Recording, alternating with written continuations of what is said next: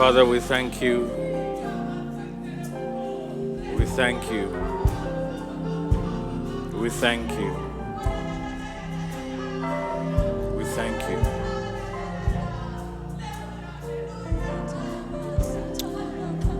Thank you. Thank you, Jesus. Thank you, Jesus.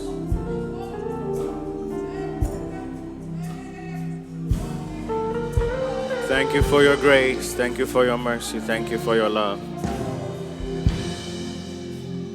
Thank you for all that you're about to do in this place today.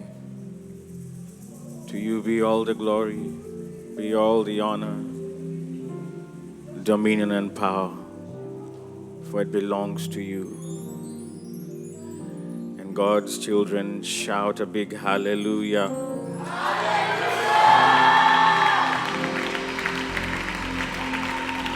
If you want to put your hands together for Jesus, then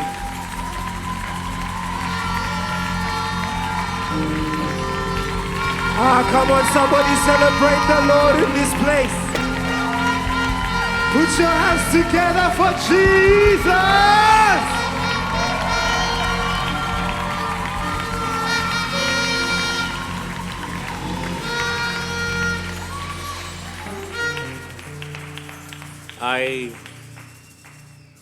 I'm excited this morning.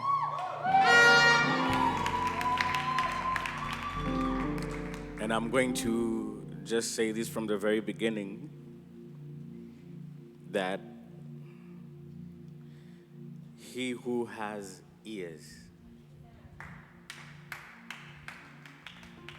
let them hear today what the Spirit of the Lord has in store for us.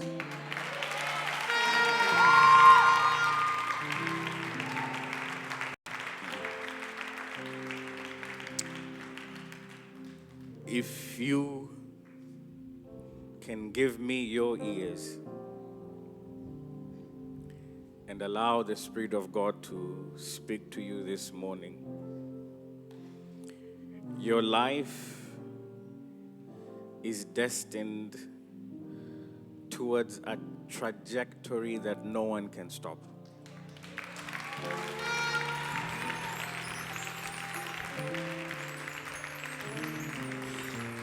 Let me just ask, are you weak from the fasting? Then there needs to be serious celebration in this house today.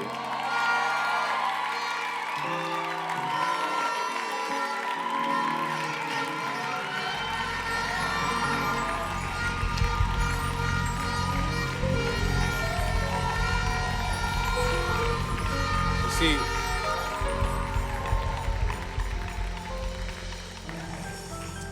there's something that I want you to grasp.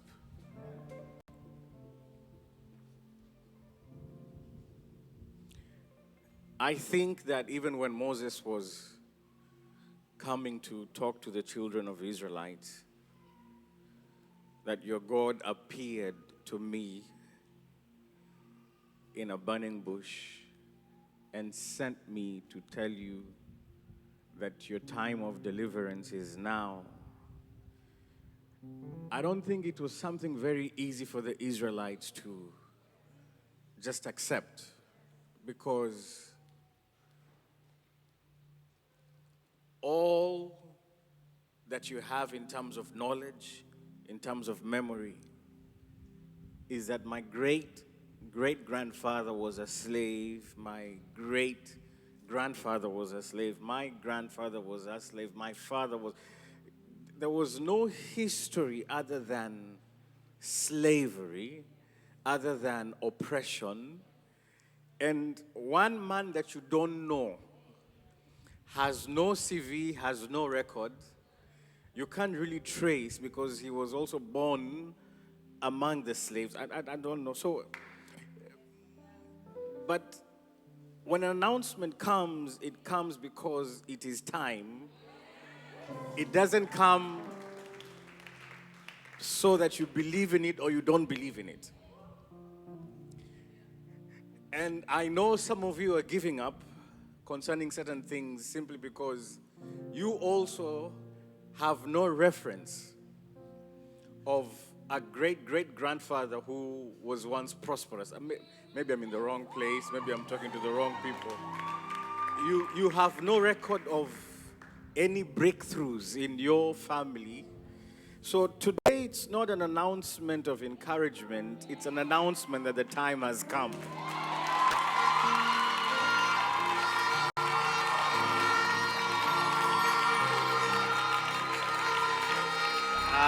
I don't know.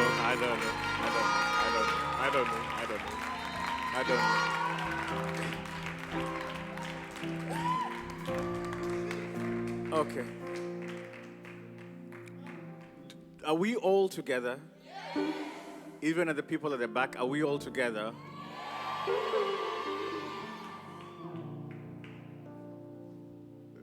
You see, when God sends a messenger, He's sending him because of His will, not because of your feelings.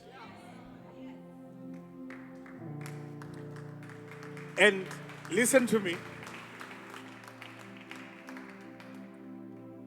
He could have sent him 100 years or 200 years before, but it wasn't the time. So He's not moved by how long you've been in this situation. So when an announcement is coming your way, you better be that generation that understands that I am the chosen generation. I'm not here to just talk to you. I'm here to announce to you what the Lord is saying to us. It may not look like it, because I'm sure the Israelites were wondering, how are we going to get free out of this oppression? We have no experience of war. We have no weapons. The only weapons we have are things to make brick. I don't know if I'm talking to someone. So you're coming from a place and you're saying, the Lord has sent me. Who is this Lord who allowed us for generations to generation to go through suffering? Listen. There's an announcement that the Lord wants to make to all of you, not some of you, to all of you.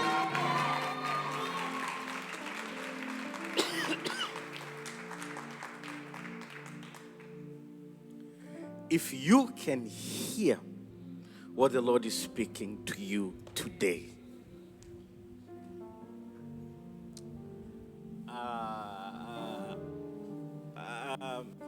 I don't know. I want to. Let's celebrate. It's a celebration service. So, Yahweh, one more time, please.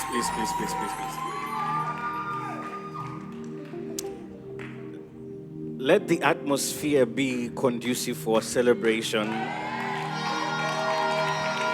because He inhabits not the prayers of His people. I don't know if I'm talking to someone.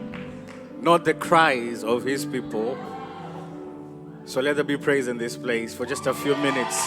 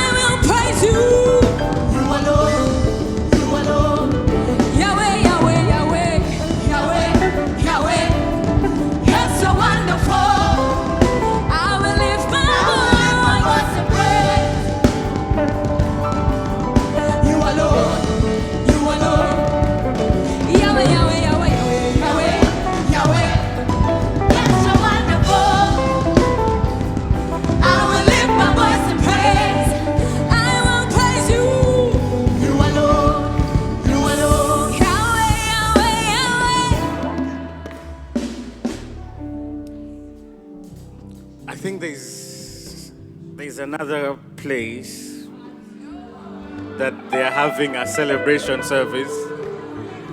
So, ushers, please direct me to that place. Let me just gather my things because ushers, hear me.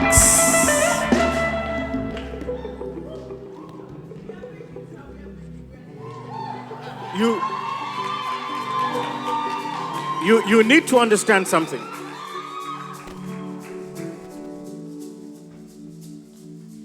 You have been chosen to change the story of your genealogy.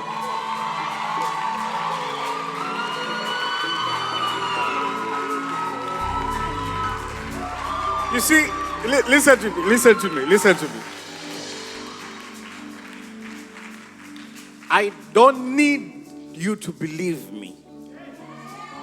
Because it's not an issue of me seeing that you believe.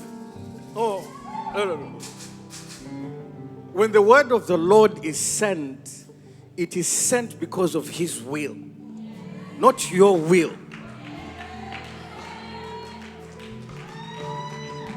And I'm telling you today, if you can hear me,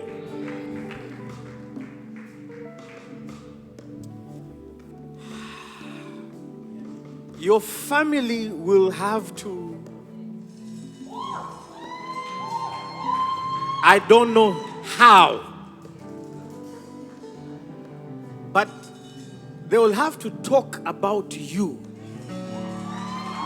mentioning your name from the first generation to the second. I'm talking about the generations to come.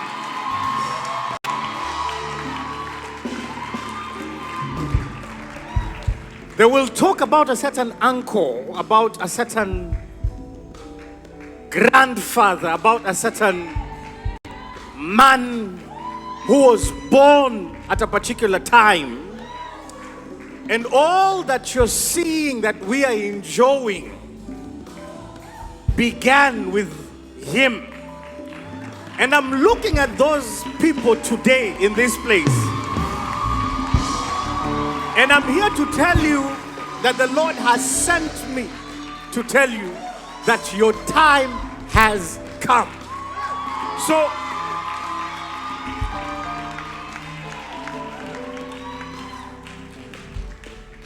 I'm sure the Egyptians didn't know how.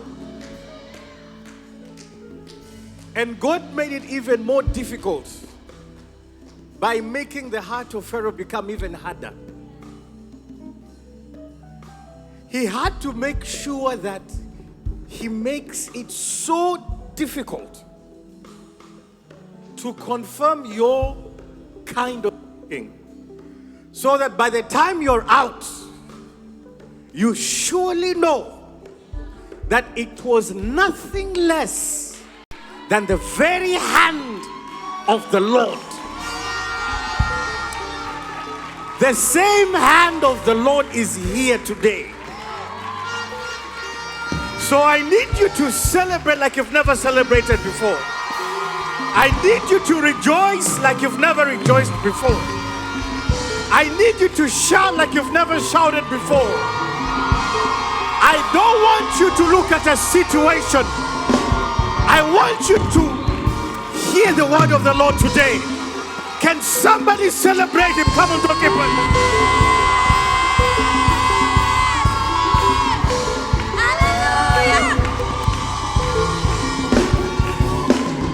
Yahweh,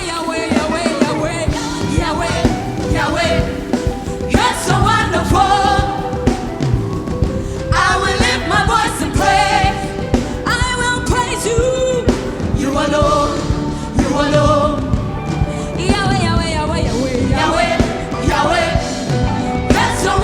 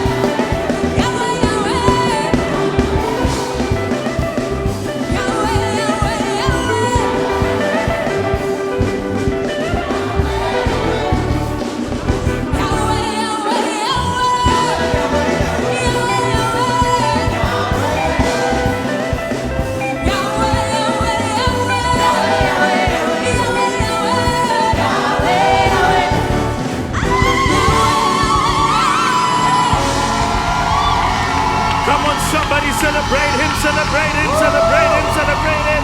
Celebrate him, Somebody you can celebrate Jesus in this place. I said you can celebrate Jesus in this place. Somebody raise up a shout. Somebody raise up a shout. Somebody raise up a shout. Celebrate Jesus in this place. It is your time. Somebody lift up your voice to the Lord. Lift up the name of Jesus. For Jesus. For Jesus. It's a celebration. I said somebody, you got a voice. If you have a voice, you can celebrate the Lord. If you can shout, then you can praise the Lord. If you can jump, then you can praise the Lord. I want somebody in this place. Raise up your praise. Raise up a shout. Raise your voice. Celebrate. Celebrate him, celebrate him. Celebrate him, celebrate him. Celebrate. Oh, you can do better than that. For Jesus. Can somebody praise the Lord? I said somebody praise the Lord. Come on, somebody, give him praise, give him praise, give him praise, give him praise. Don't get tired. Don't stop praising him. Don't stop praising him. Don't stop praising him. Ah, come on, you can praise him. Ah, you can celebrate in this place. Ah, you can celebrate the Lord. Don't stop praising him.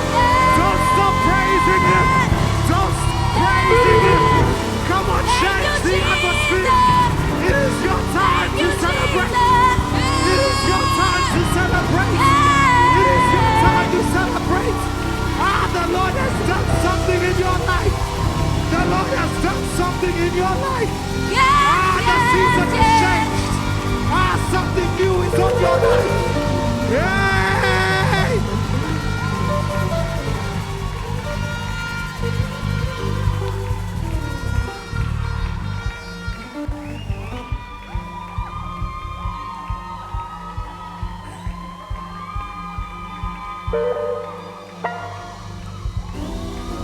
Let him.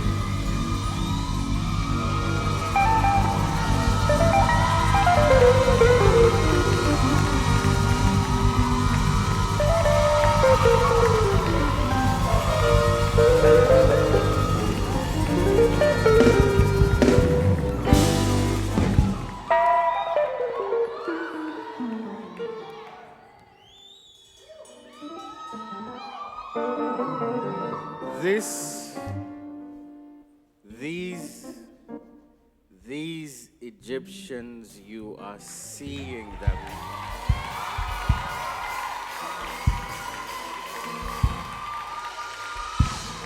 Today is your last day of seeing them.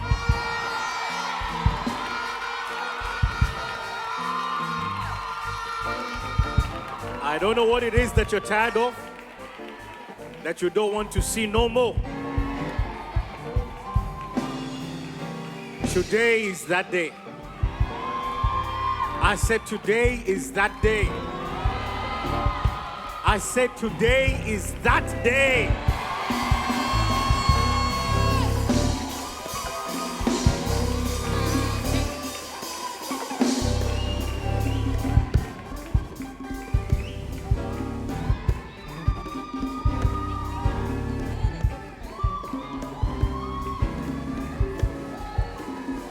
Listen, there are things that I'm seeing in the spirit, and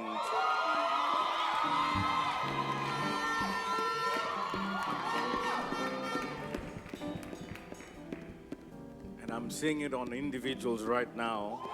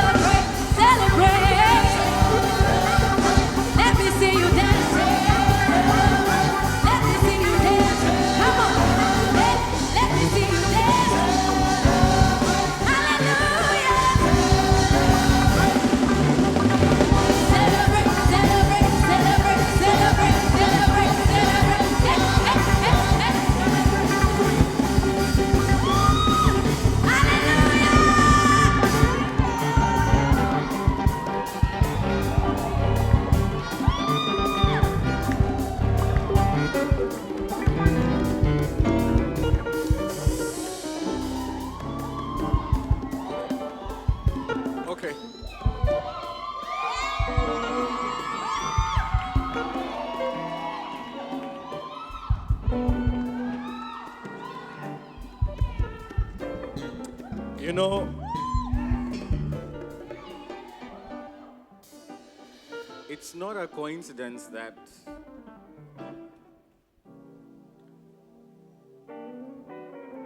the place that, for those who don't know us as a ministry, we've been moving so many places over the past 5 years. And I remember when we came here, I said, this is going to be home for us for a while. But it's not a coincidence that the place we called home is called King Solomon.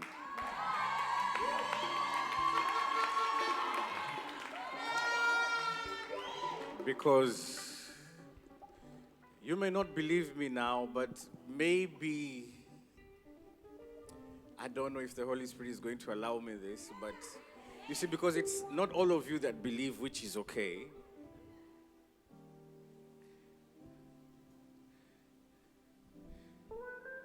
Some of you in this place,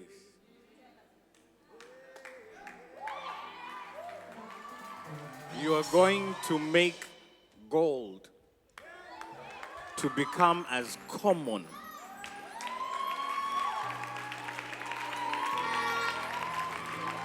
as it was during the time of King Solomon. And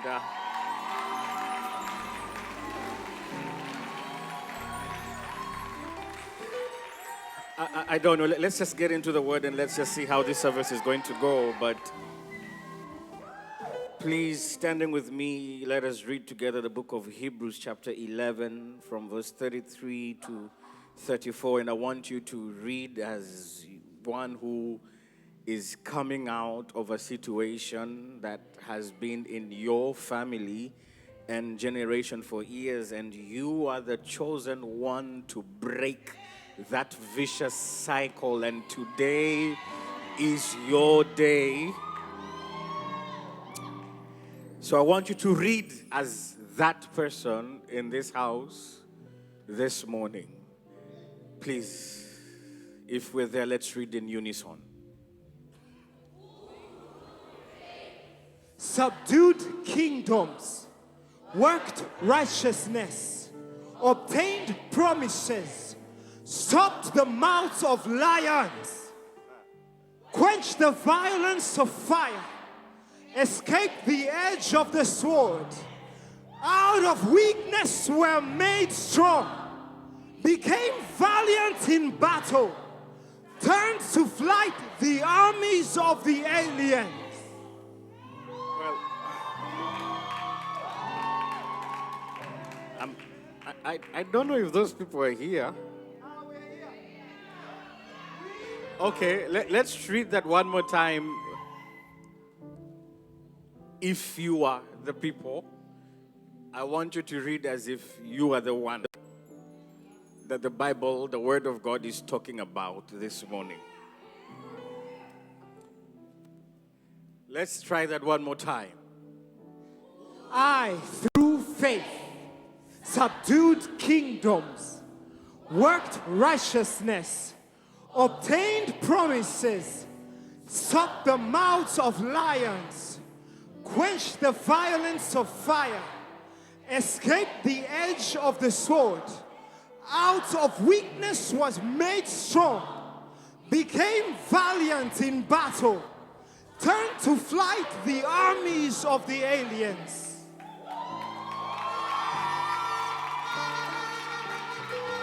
If you believe it, I want you to shout, I am that person today. I am that person today. That is my story. That is my story. So shall it be said of me. So shall it be said of me. Say it one more time. I am that person. I am that person. That shall be my story. That shall be my story. That is my story. That is my story. And so it shall be said of me. And so it shall be said of me. Give him praise one more time as you take your seats.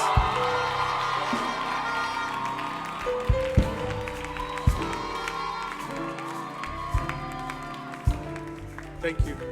Thank you. You may have your seats?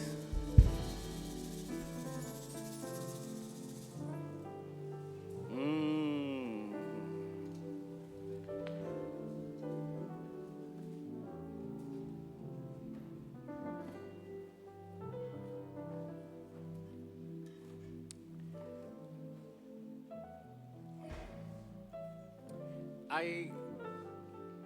I want to provoke a certain level of hearing in the next few minutes. And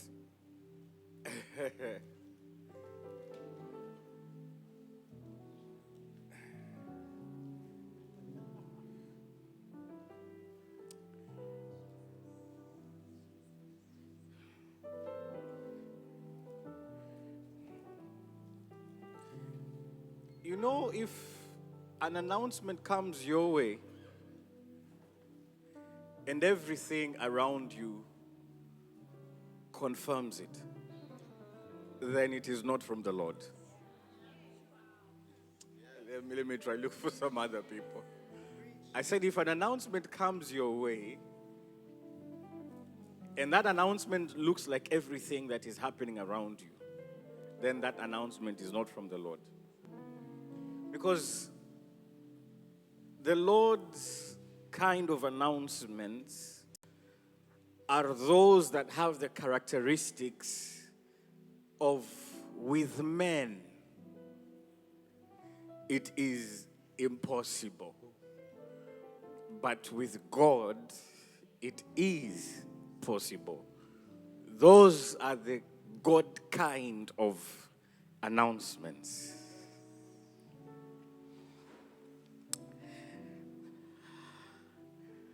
The Lord is going to share with us major secrets that are going to change your story.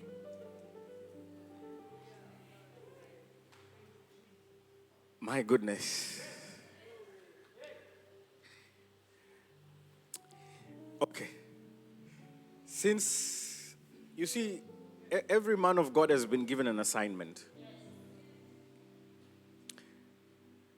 Every man of God has been given an assignment. And I think the reason why we are, well, apart from a lot of fake ministries,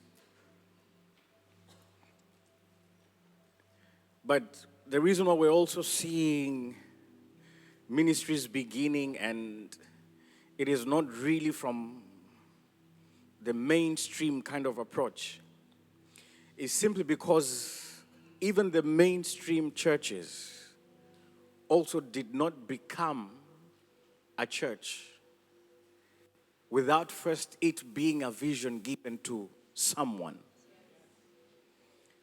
So even these mainstream churches were once ministries.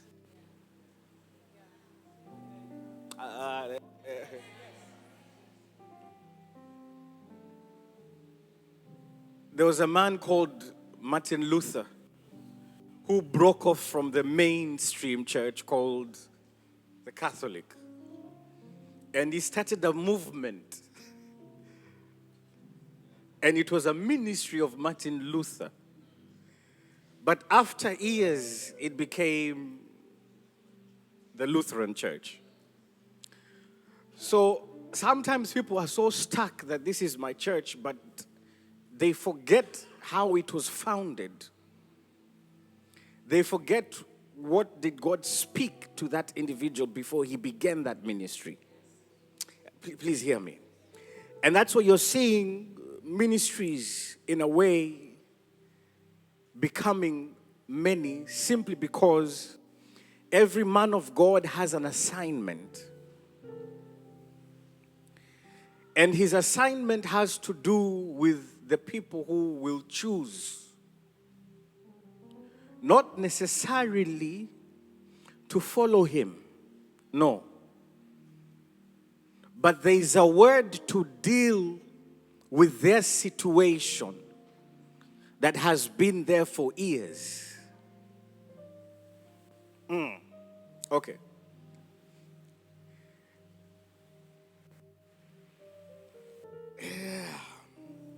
You see,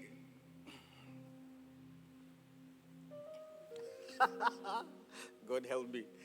I told them the program today, I'm just going to speak for half an hour, and I really want to keep it that way because we need to celebrate, okay? Are you in a hurry today? Oh, please, Valentine is going to be so special, okay? So listen to me. If you know you're special, you must be there, okay? It has got nothing to do with lovebirds and two birds and whatever it is, and no. I want us to have fellowship together. Just like the fellowship we're going to have together this afternoon. Okay? So don't worry, it's not going to be that you'll feel out of place. No. It's just a formal dinner for all of us to be together, okay? Is that okay? So don't start feeling bad that I don't have a partner, I'm single. No. In fact, let me tell you, even the table for two is not reserved for those who are dating or for the married. No. I'm expecting to see my mother and my mother in love on those two tables of two. Okay? So, please, let's move away from that mentality. It's going to be a beautiful night. So, we want to do things differently this year. Okay? Now,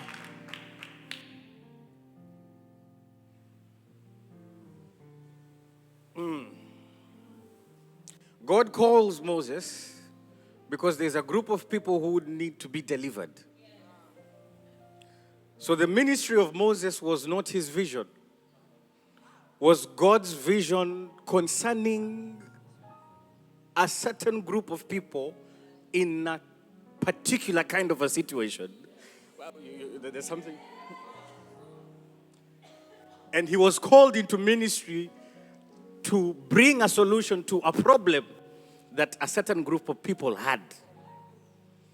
So you need to check that you're not just going to a church, but what is being addressed that needs to be dealt with. I've tried to say something there. Okay? That's why Paul says, my ministry was to the Gentiles. So a man of God is called by God to a particular group of people. So I'm here to make an official announcement, in case you did not know. But here we are against poverty.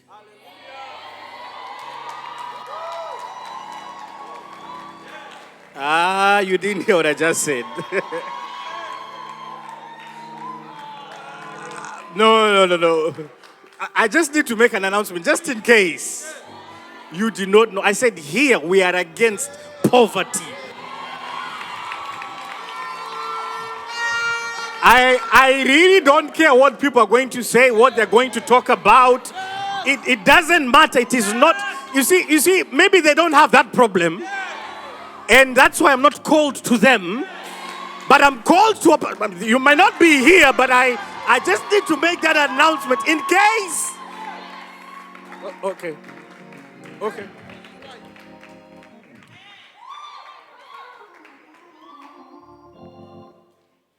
If you like poverty, then that is your problem.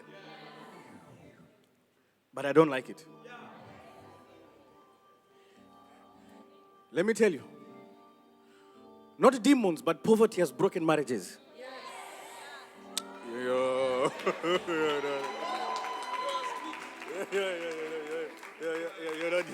not hearing me. Not demons, but poverty has taken lives. People have committed suicide. You see, I'm going to tell you something. Once poverty sets in, it becomes very easy for all manner of demons to also come. That's why you don't find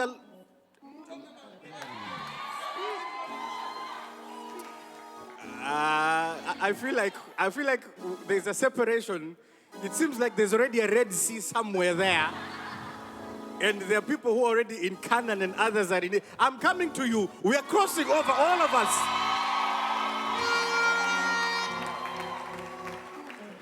So let them say what they want to say. You see, if Jews complained about Paul, it never bothered Paul because he was not called to the Jews. As a man of God, you need to understand your assignment. You need to know the grace upon your life, what you've been mandated and what you've been commissioned, so that your message is not changed by what people say, but your message is in accordance to a situation of a particular people. Please sit down, sit down, sit down. Sit down, sit down, sit down.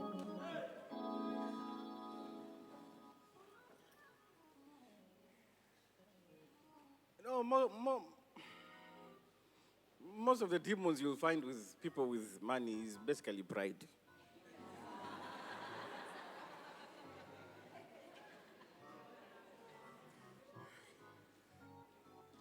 But those poor people,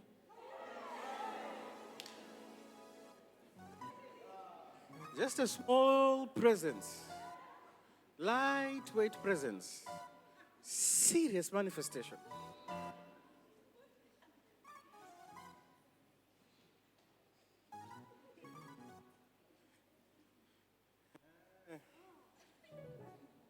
It's a celebration. So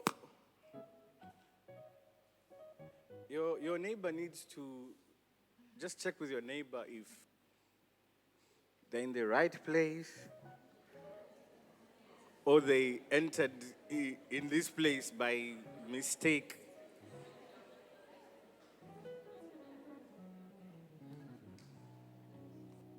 What have they told you? Eh? So in other words, they are saying they hate poverty. No, I need to hear that so that I can hammer it.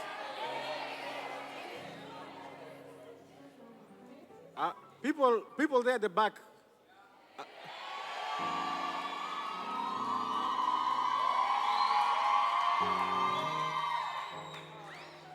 Okay. It was not really my intention to do this. But I feel so that we can all be on the same page.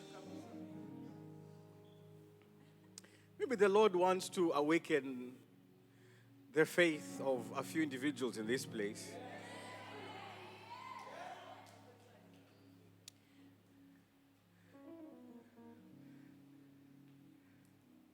Pastor, you've not written it anywhere on your notebook.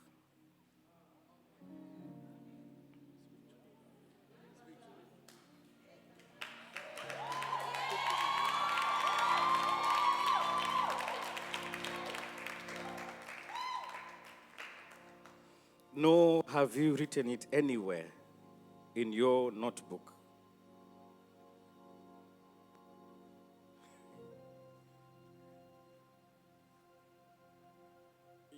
If you want to do that, you're going to have a problem. Nor have you written it anywhere in your notebook.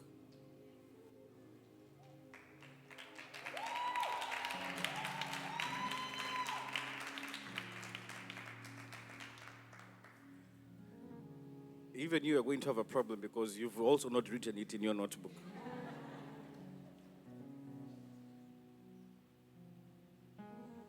I'm not so sure if he has told you about this, but he also has not written it in his notebook.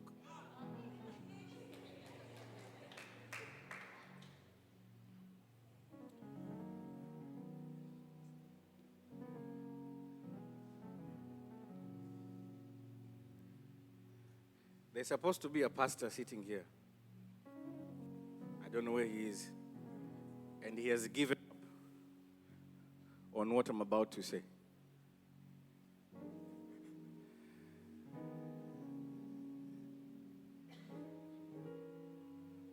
You are not so sure. And you're still debating about this.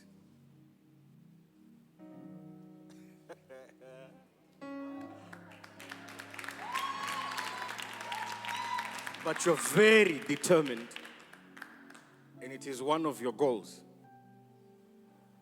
What I'm doing is dangerous because doing this, raising up all these people, and then you miss it.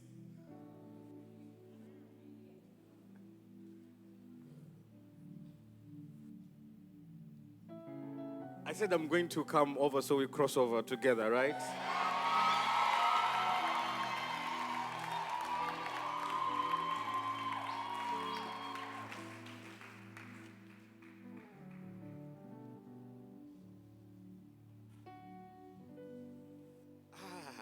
This place feels different.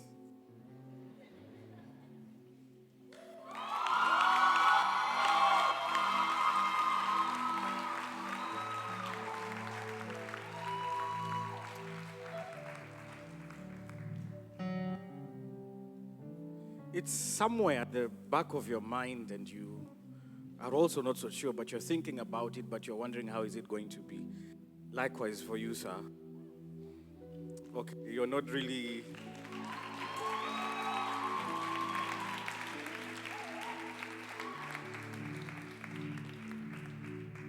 I've put myself in a very difficult situation. Okay, let's go back to Hebrews.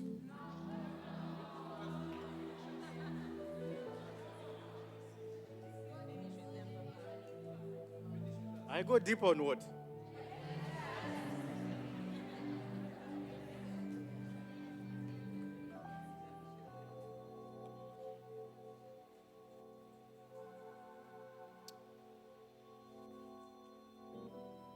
You wanted to write it, but then you started thinking about it and you're like, let me put my things in place before I can start. But it is there.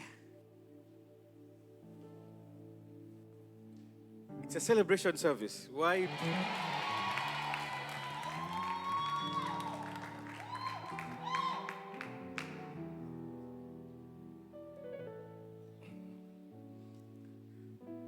Pastor, why is your wife standing with you? Because I'm not so sure if she even knows.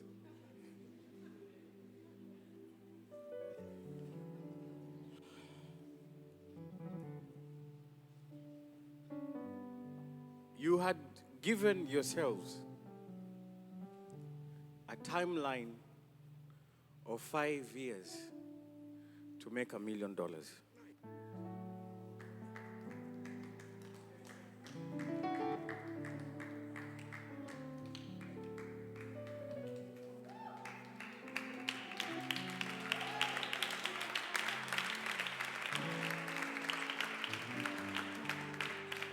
I think that's why, Ushers, where are you? Ushers, where are you? I think there's another congregation somewhere. Man of God. Because you can't do this. You can't. Ushers, where's the pastor?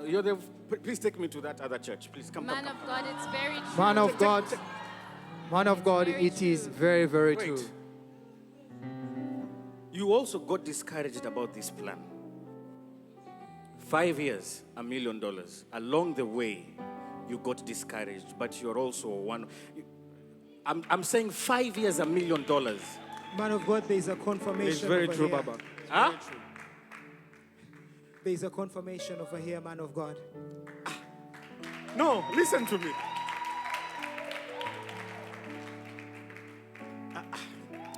No.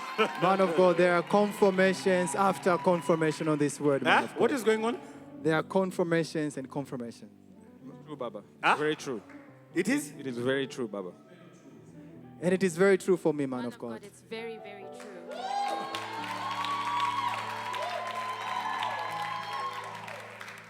It's true, man of God.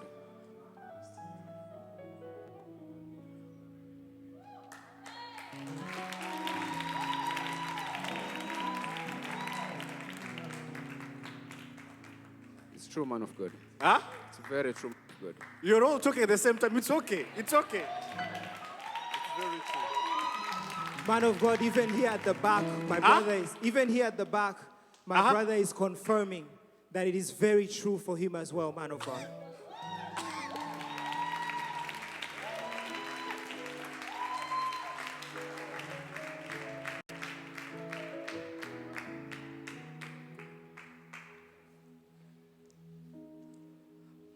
How? Man of God, even the last person standing here at the back is confirming it is very true. People of God, Okay. Okay. man of Yeah. God, even more, this brother who is confirming it, he has actually never been here before. So, man of God, Come on people up. of God, how People of this God. is possible? You can do better How than is this that. possible? That the man of God is speaking people all over this room, and they are confirming that what he is saying is very true for them. Man of God, even our pastor here confirms it. It is very true. You know, people might think maybe because I started in the front row, it is something that is prearranged. But I said, how do you randomly pick people and you talk about the specific timeline with a specific amount? I'm sorry, man of God. And I even said that if you do this and you miss it, imagine if I'd missed it and this person is their first time, they would have never come back because they would say this is a game. You've arranged it with the people in front, and so this is what they're doing here. They're just playing games. Man of God, there is another confirmation here. These two people here, this is a couple, man of God. They've not been here for more than a month. But they're saying it is so true, it's actually on their vision board as a family, what you have just spoken. It's not an issue of it being on the vision board. I'm also particular about the timeline. I said 5 years. It's true. It's true. Huh? It's true.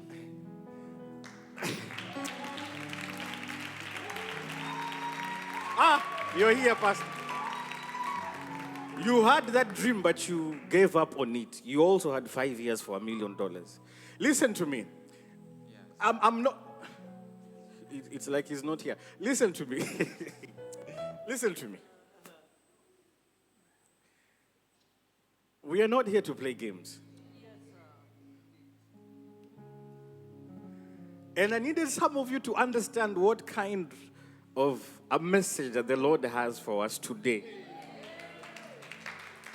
So, this was to lift up the faith of some of you. Because remember, on that day, even those who did not believe also crossed over. Come on, somebody you can receive and connect to that. That was a blank check for you to connect to what is about to be released. Hear me. Even they crossed over. Even those who could not see, like some of you cannot see it being possible, that will I ever be one of those that I can come to a place and give myself a timeline of 5 years? Listen, the Lord would not have picked this if it was not possible. You did hear me. You did hear me. You did hear me. I'm saying even those who were blind also crossed over. Those who were paralyzed also crossed over. And I'm saying today, all of you,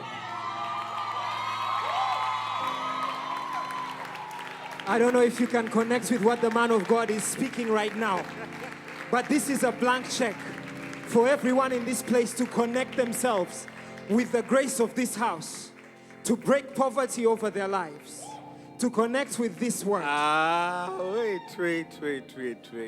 wait. Please take your seats. Please take your seats.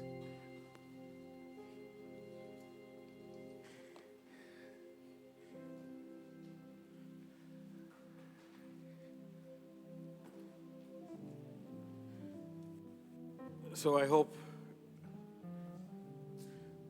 your faith has been resurrected.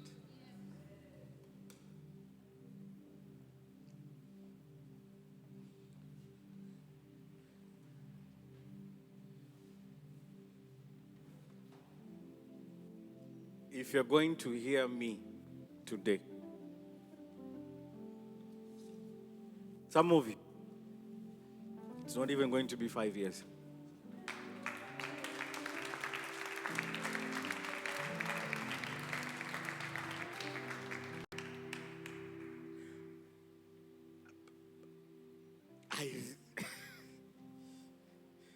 let's agree that this has been enough to remove your doubts.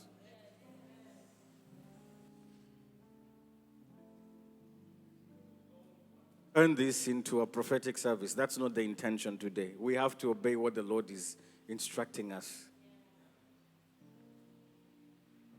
I'm saying, I'm looking at you. I don't even want to mention you, but it won't be 5 years.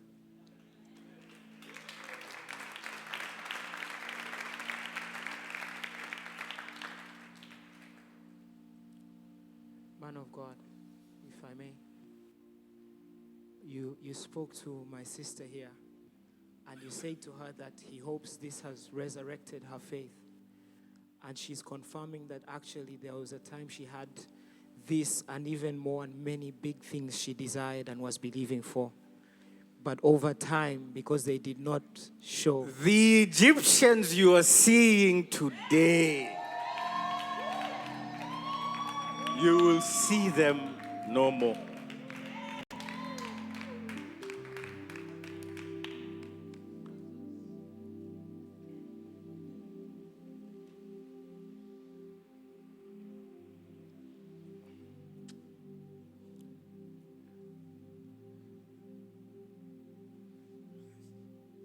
Man of God. It was never going to come the way you had planned it to come. Please sit down. Please sit down. Let's get to the word. Let's get to the word. Let's get to the word. Please sit down. Sit down. Sit down. Sit down. Sit down. Sit down. Sit down. Sit down. Sit down. Sit down.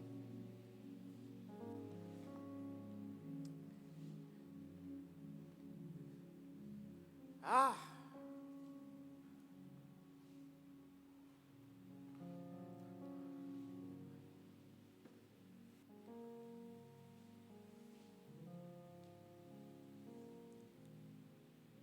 My goodness.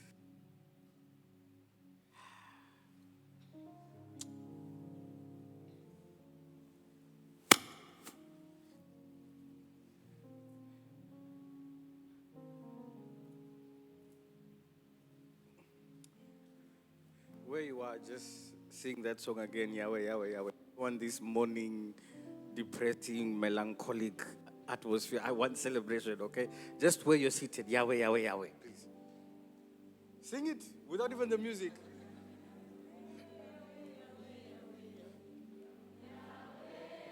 Thank you.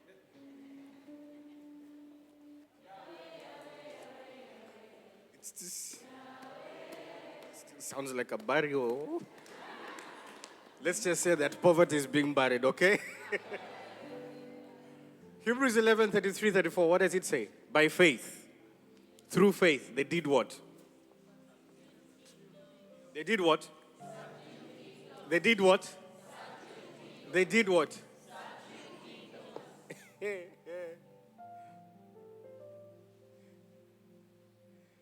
You can easily understand it from the fact that maybe they waged war over a certain nation and they overcome it. No. But you see, Daniel subdued a kingdom called politics during his time.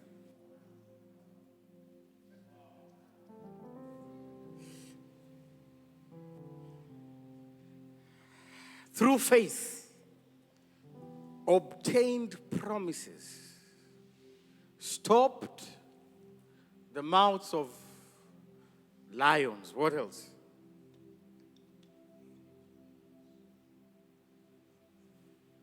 Quenched the violence of fire, escaped the edge of the sword.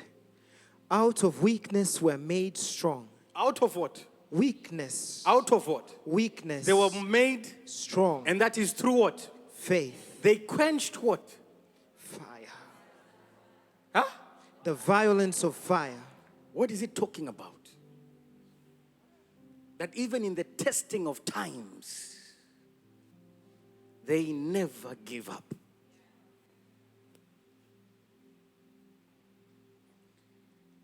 Became valiant in battle. Turned to flight the armies of the aliens. This is going to be your narrative this year.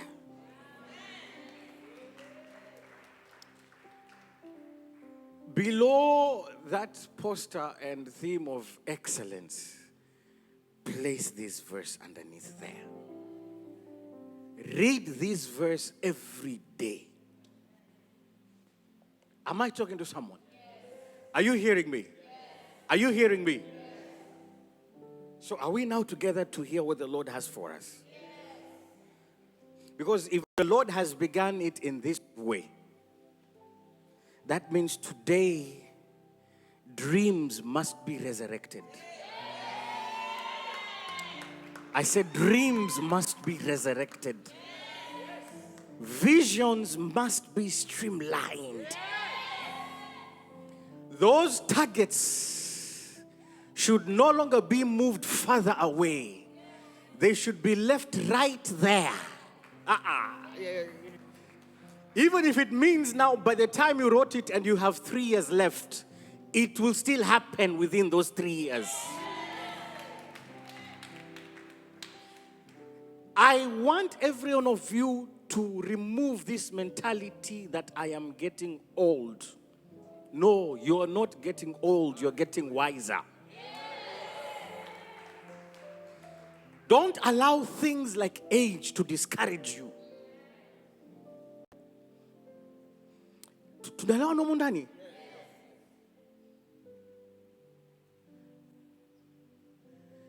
For me, what my Bible tells me that those who wait upon the Lord, He shall renew their strength. They shall mount up with wings as eagles. They will run and not grow. It's not talking about the young. It's talking about those who wait. You didn't hear me. It's not talking about the youth. The criteria there is those who wait. Which means if there is a young man who's not waiting on the Lord and an old man, the old man will outrun the young man. Because that's a promise of the Lord. Am I talking to someone this morning?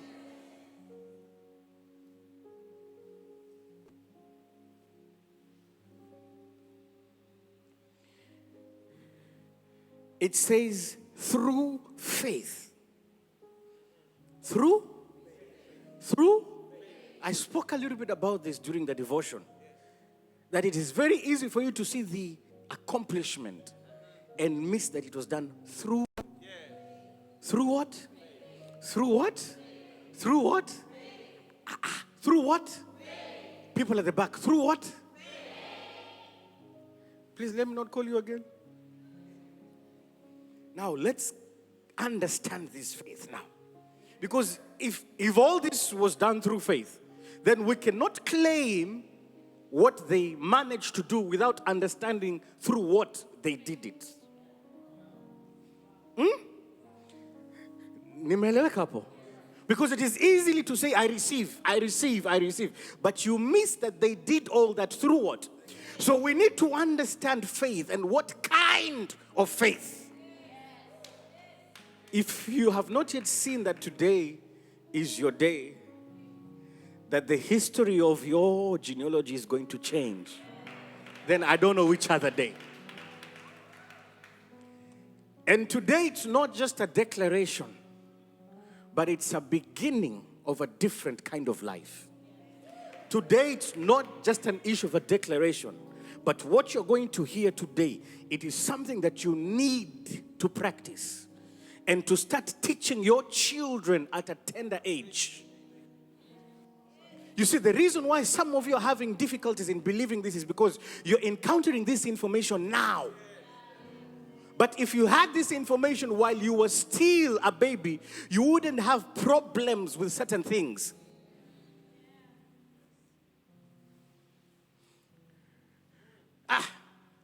I have a daughter who now says Dudu. And is afraid of Dudu because she was introduced to Dudu.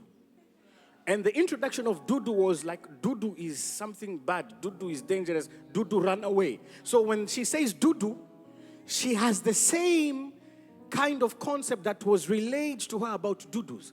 But what about if Dudus was introduced as Nyama? You see, you're not hearing me. You're not hearing me. If Dudus was introduced to her as Nyama, Nyama, oh, Nyama. So every time I kiona Dudu, Nyama. And she wouldn't be running away from Dudu, but running towards Nyama. There's an introduction of certain information that you received. And that's what makes ministry very difficult, because we have to break this mentality, which has been not just on you, but even your father suffered the same way. That's why prayer to you is the same way that was prayer to your father.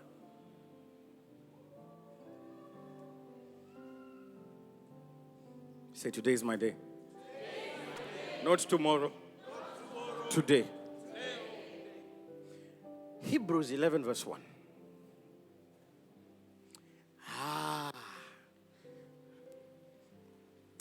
I'll do my best. Certain things I'll just rush them over. So, Hebrews 11 verse 1. Now faith is the substance. Let's read together. Now faith is the substance. It's a what? Substance. It's a what? Substance. It's a what? Substance. My goodness.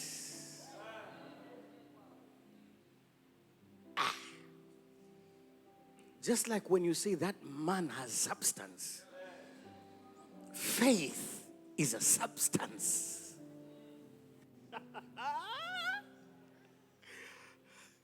My goodness, may the Lord help us, all of us today. Is a substance of what? Of things hoped for. So there must be hope in your faith. That's why one of the greatest weapons of the enemy is discouragement. Because discouragement removes hope. And when there's no hope, faith becomes very difficult to rise within you. It's the substance of what? Please, Pastor, let's go together. Substance of what? Things hoped for. Things hoped for. Hear me. Hear me. You cannot just have faith if you don't have things you're hoping for. I need to talk to someone here. No. Don't just tell me I have faith. I need to ask you, what are the things that you're hoping for? Then I can believe in your faith. You're not hearing me. You don't just say, I have faith. I have faith for what? It has to be faith towards something. And my Bible does not tell me a thing, but things. Can we rewrite the knowledge that has been misleading us for years? Because I'm saying, if you can understand this, we have Valentine's coming.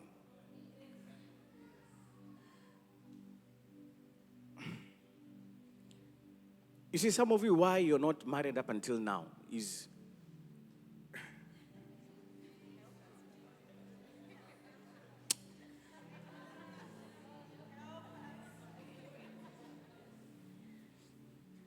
you need to check your thing.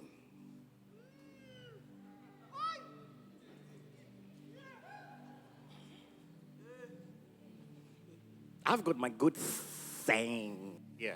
Okay? So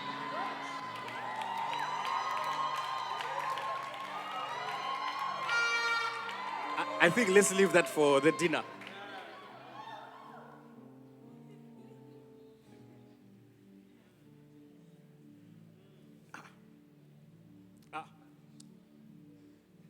Evidence of things not seen. But I thought faith was something that you cannot see. People of God, are we together here? It's a celebration service. Are you in the right place? Are you sure? Okay. I thought faith is something that you cannot see. It's immaterial. Because my understanding of evidence cannot be something that cannot be seen. But we are talking about a spiritual thing called faith, which is naked to the eye. But then the writer of Hebrews is giving us a definition of this faith. Because remember now, it is coming from this that now we are getting to hear that they subdue kingdoms. So if you don't understand their kind of faith, you will not subdue, even though you say I receive. Because they didn't accomplish that by saying I receive. They accomplished that through faith. But then the beginning of the chapter starts defining to you the faith. And then it tells you because of this kind of faith, such exploits were accomplished. Am I communicating to someone here? So I know it's a celebration service, but I think Sunday is the day of the Lord. So let's give him some time to minister to us, because if this thing is going to change my story and my genealogy's history, then I need to understand it. So faith, we know it to be something that cannot be seen because it's a spiritual thing. But the writer is telling us it is the evidence. So which means that this thing that cannot be seen, as much as it comes by hearing, it also has another aspect of it of evidence. Now, I'm not so sure if you can have evidence in the spirit.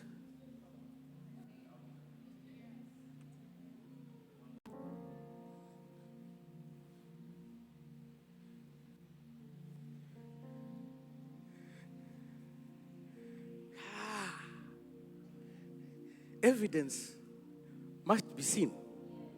It must be something that you can touch, something that you can prove. That's what is evidence, in my understanding of evidence. Are we all together here on this one? So please, let's read it one more time. Now faith is Let's read it all together. All together. Now faith is the substance of things hoped for, the evidence of things not seen. I think I went ahead of myself. Please read verse 2, Pastor. For by it, For by what? faith, Which kind of faith? The one described in verse 1. for by it the elders obtained a good testimony. They obtained what? A good testimony. The testimony was not something of faith. You don't testify concerning faith. Yeah, Manny, I'm trying to help you today. You never testify. Nobody ever comes to give a testimony of faith. So it says by this kind of faith, it's a faith that brings results. That the elders had a testimony. They received the things they hoped for. That's why there was a testimony. So please, let's go back again. Let's read verse 1. Give me the Amplified, the classic version. Now faith is the assurance, the confirmation, No, go to the other one. the Not- assurance. No, go to the normal Amplified, not the classic. I'm sorry. There's something I'm looking for. Yes, they already have it there. Yes, let's read Now- together. Now faith is the assurance, title deed, The what? title deed, The what? title deed, The what? title deed. People, are we together? But I saw faith, you cannot see it. But then the Amplified is telling you that faith is the assurance. Title. Any one of you ever sold kiwanja to someone by faith? And tell them, no. See, there, it is 4 acres by 5. It's there. You can't see it. You don't have faith. There.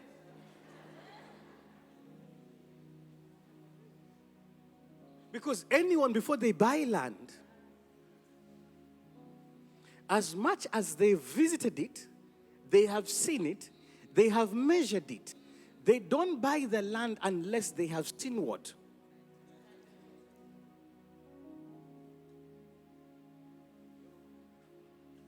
hear me? So, in other words, there is no exchange of money. If you don't show me, the title did. Today, I think some of you are going to receive your answers because you thought you had faith, but you didn't have the title deed.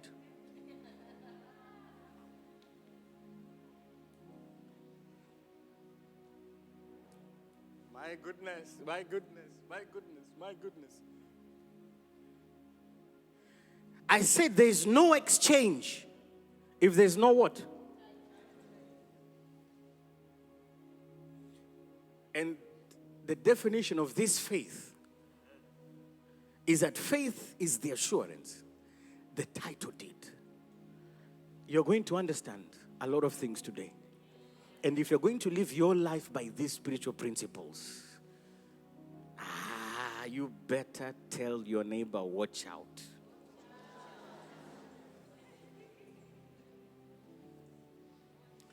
It is the confirmation of things hoped for. So you're hoping for something, but you have the confirmation.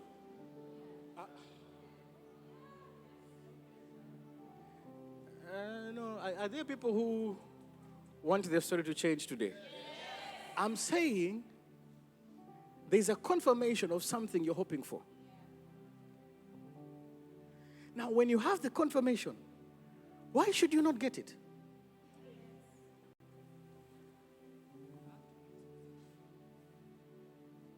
Pastor, please go on. The title deed, confirmation of things hoped for, divinely guaranteed. Divinely guaranteed. If it is divinely guaranteed, no devil, no demon can be able to take that away from you. Because it is divinely guaranteed.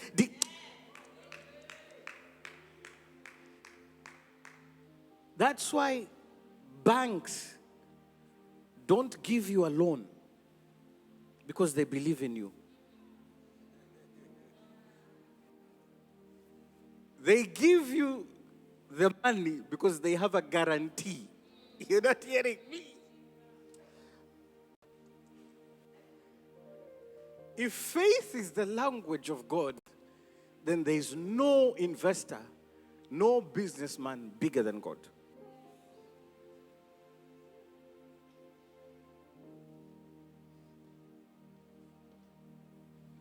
And listen to me, sometimes you may not even have a very good plan, but the guarantee can convince them to give it to you. Because they know they're not going to lose their money. And this is now the faith we're talking about, that it has a divine guarantee.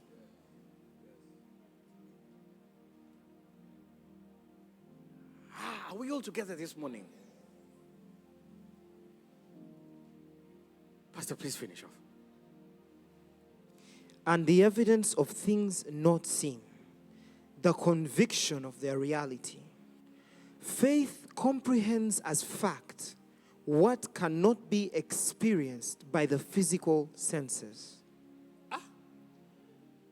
Faith comprehends as fact what cannot be what?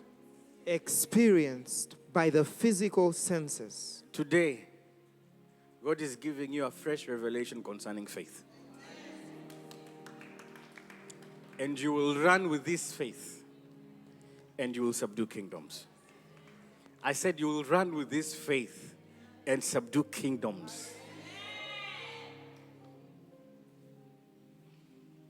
Then he said to him, I am the God who brought you out of Ur of the Chaldeans to give you this land to inherit it. Genesis chapter 15 from verse 7 to 9. And there's a question that Abraham asked in verse 8. And he said, Lord God, how shall I know that I will inherit it? How shall I know that I will inherit it? He's asking for a title deed. Work with me, Ethiopians here.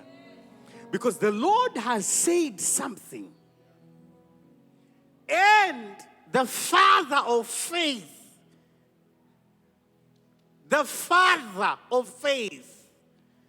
is showing us how to have title deeds. And he says, how shall I know? So he's asking for a title deed. And what does the Lord say? So he said to him, bring me a 3-year-old heifer. I wish I had a few individuals here. I wish I had a few individuals here who can understand. Yeah. The Father of faith is asking for a title deed. I hear you, Lord, and I believe you.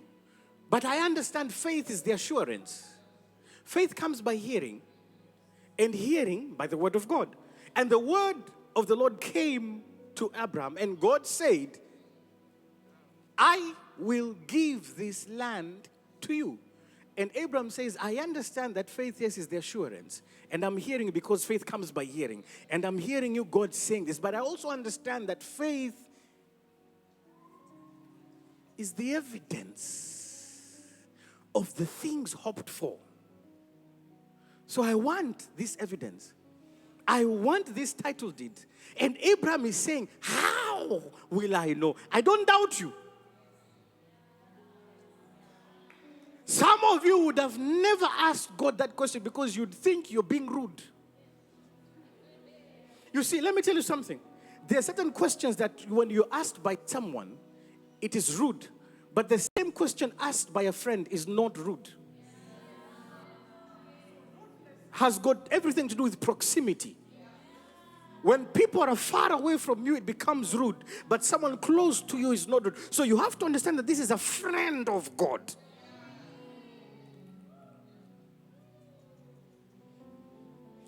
Some of you don't know this, but God announced Abraham as a prophet to one of the kings. He said, he's a prophet. Don't touch his wife. He's a prophet. And the Lord will do nothing unless he reveals his secrets to his son. So when he said, how will I know? People, faith did not begin with Hebrews chapter 11. Faith is not a New Testament thing.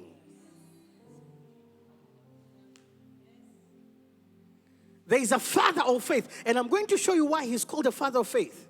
Because it doesn't begin by him giving his son. But it begins with this. How will I know? I will inherit it. And the Lord whispers a secret to him. Yes. This is now the secret being revealed. God is now telling him, my friend, you've asked the right question. This is now the title deed. This is how you now divinely guarantee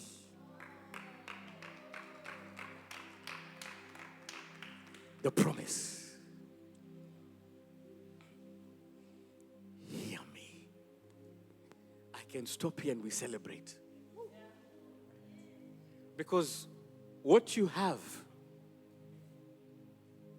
in that envelope is not the 7 things.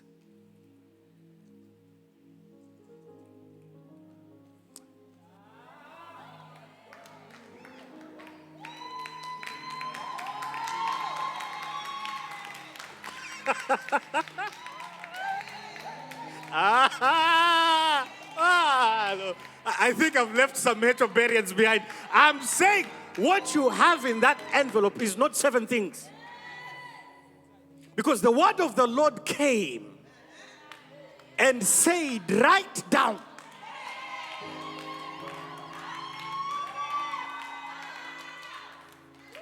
I will never do anything without hearing from God. I'm not in the business of exciting people. No. You see, I don't fear you, I fear God. If I stand here as a man of God and I'm telling you things which the Lord has not said, I'm in trouble with God. Why are you lying to my children things that I've not said. So the word of the Lord came and said, write down 7 things, but you did not know how to ask. How will I know?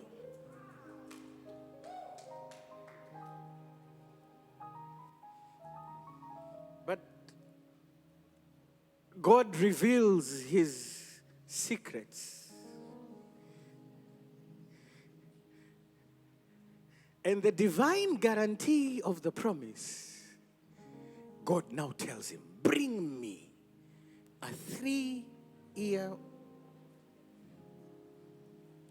Can I just take you a little bit deeper to another level of maturity? Don't get offended when there's a specific sacrifice that is being mentioned. Because God is specifically saying a 3-year-old. He just doesn't say, bring me a cow. No. I want this church to get to another level of maturity. We are covenant givers. Ninaomba muondoke kule kwa toa ndugu, toa dada, ulicho nacho. Bwana ana. No. He says a 3-year-old heifer. And what? Goat. Female. Yes. Female. Ayo. Not just 3-year-old, but I don't want a he goat. I want a she goat. Listen to me. I once said here, miracles don't happen because you've prayed. Miracles happen because you've obeyed. It's not for you to start asking, why a female? Why not a he? I thought the he is the one that produces. No. There are certain things that will never help you.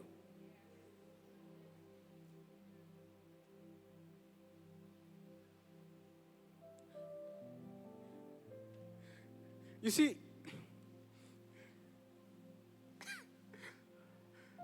Pastor is wearing a shirt with flowers. And you probably would have met this shirt there at the shop. I said, but this is the male section. Why is this designer designing a shirt for men with flowers? That's why it wouldn't have looked good on you. You didn't hear me? That's why there's certain blessings that don't come upon you.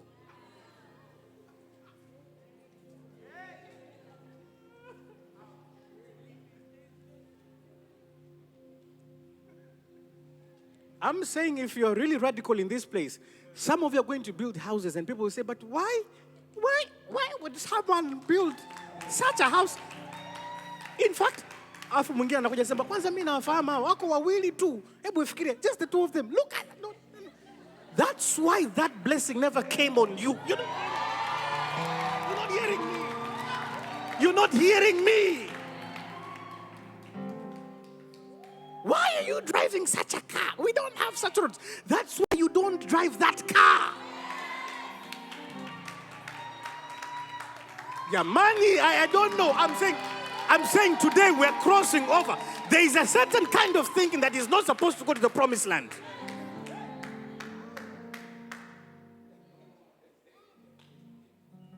And most of the times, such people are the ones who will keep on walking for the rest of their life using public transport. Usually, such people are the ones who will keep on renting. And they keep on renting farther away from the city.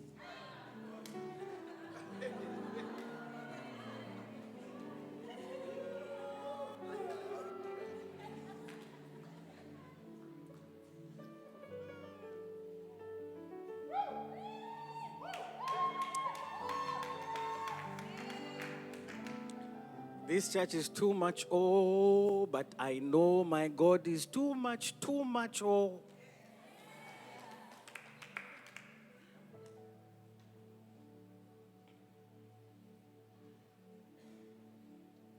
I came that you may.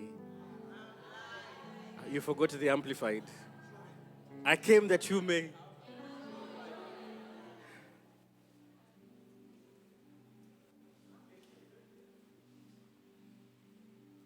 You know, may the Lord bless you so that you visit other countries and see how they're doing things.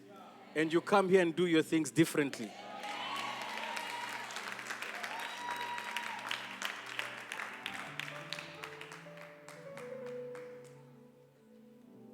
Is it still a celebration service? So let me tell you something. You need to have a tough skin. You need to have, if you want to make it in life. I'm saying you need to have what?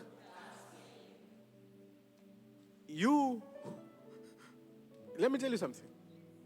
That's why billionaires don't have many friends. And it's not like they like having billionaire friends. It's just that what do you do?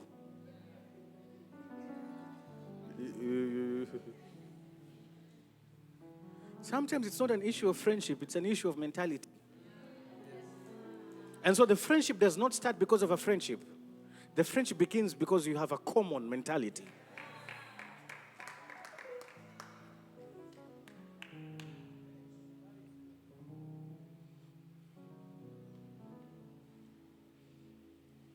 So if your father struggled to build that one house, you will build 3, 4, 5.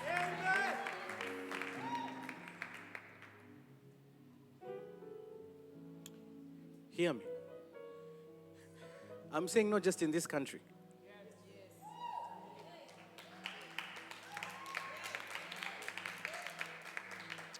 Look at your neighbor and ask them, do you still feel comfortable? If you're not comfortable, it means 2 things.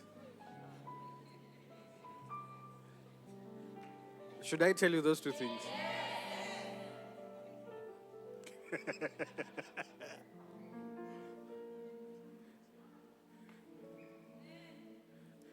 And God tells him what? So he said to him, bring me a 3-year-old heifer, a 3-year-old female goat. Do I still have time? Yes. Okay. A 3-year-old ram, a turtle dove, and a young pigeon. That's how you obtain a title deed.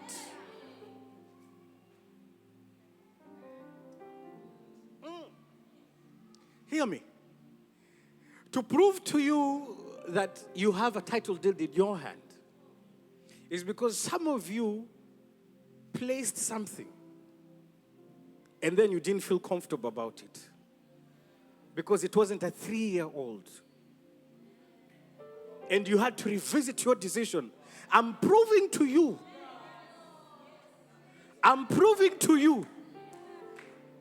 that this that you're holding in your hand is a title deed.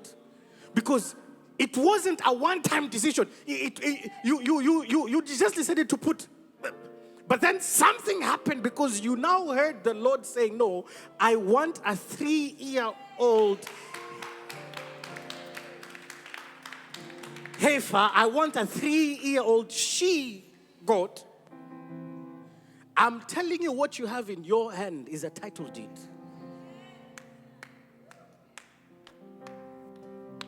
You people.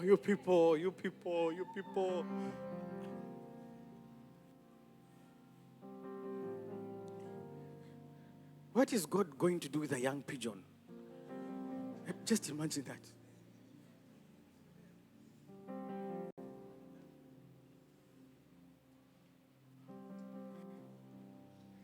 Jump to verse 18. Verse 7 says what? Then he said to him, I am the Lord who brought you out of Ur of the Chaldeans to give you this land. To do what? To give you Let's this say land. together, to do what? To give you this land. To do what?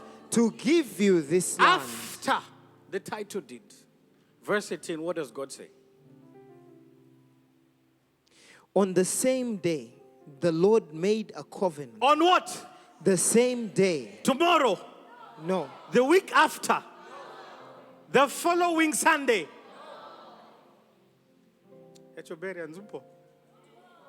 What does it say? On the same day. On what? The same day. What did God do? The Lord made a covenant with Abram, saying, to your descendants I have given this land.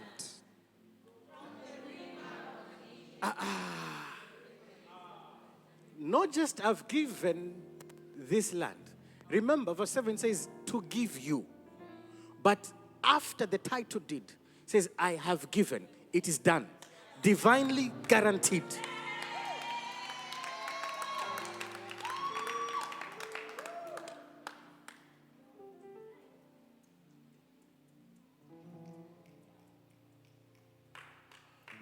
Divinely?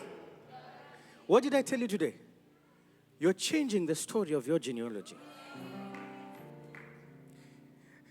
If you read carefully after him giving the sacrifice, the Bible says, and a deep sleep came upon Abraham. And the word of the Lord came to him. And he said to him that your descendants will be slaves for 400 years, oppressed in a strange land for 400 years. Please go on. Know certainly that your descendants will be strangers in a land that is not theirs, and will serve them, and they will afflict them 400 years. And also the nation whom they serve, I will judge. Afterward, they shall come out with great possessions. Now as for you, you shall go to your fathers in peace. You shall be buried at a good old age. But in the fourth generation. In the what? In the fourth generation. They In the shall. what? In the fourth generation. They shall return here. For the iniquity of the Amorites is not yet complete. Okay. And then go on. And it came to pass, when the sun went down and it was dark, that behold, there appeared a smoking oven and a burning torch that passed between those pieces. On the same day, the Lord made a covenant with Abraham. When God received the sacrifice, the covenant was sealed. But I want you to see something that is very, very important.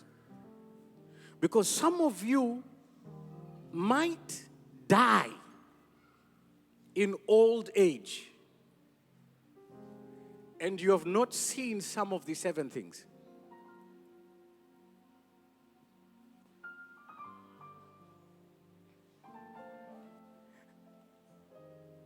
But hear me. There is your 3rd and 4th generation.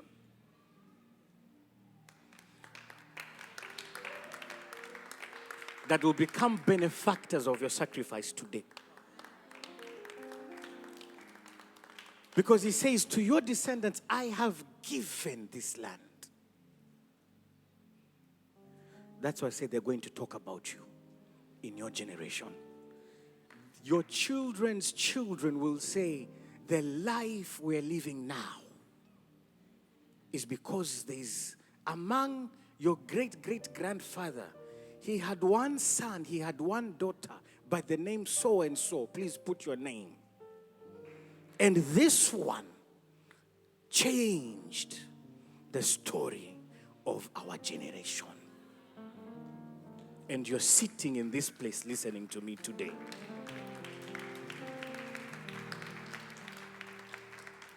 Can I just tell you something that you might not believe, but you've never noticed it, but now the Lord is going to open your eyes to see it?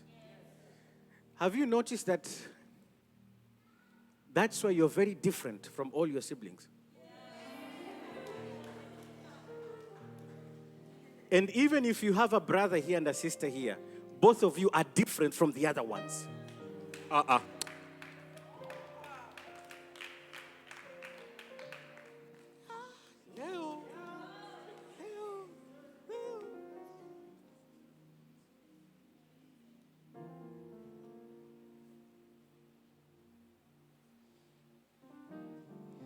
The story is changing today.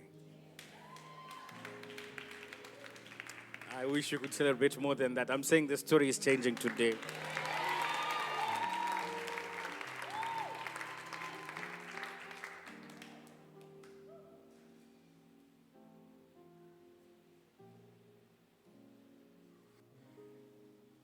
James.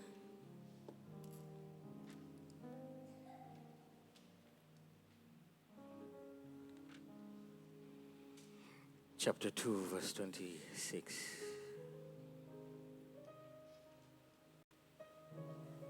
For as the body without the spirit is dead, so faith without works is dead also. Let's read it one more time together. For as the body without the spirit is dead, so faith without works is dead also. Let's read it again. For as the body without the spirit is dead, so faith without works is dead Let's also. read it until it sinks into you.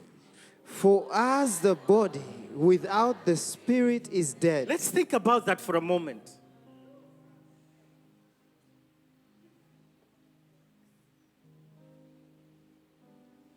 That if your spirit departs from you immediately, you die. So, what gives life to your body is what? Is what? Is what? Is what? Likewise, just the same way that without your spirit, your body is dead, so is faith. Faith becomes dead if there's no what? If there's no what? What is works?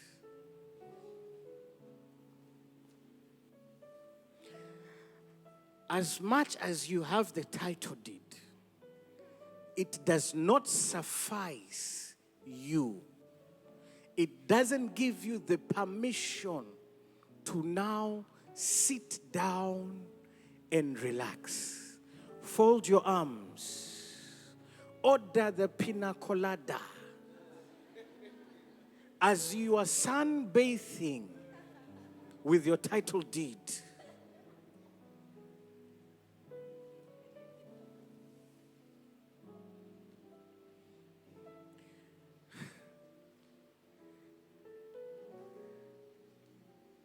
turn to them and tell them, you keep on working out your faith.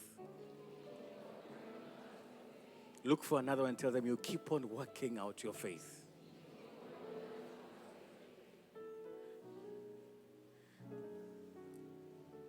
Let me ask you a question. Doesn't God say, I'm the God who brought you out of the Ur of the Chaldeans? To give you what? To give you what? To give you what? And then in the same chapter, what does he say?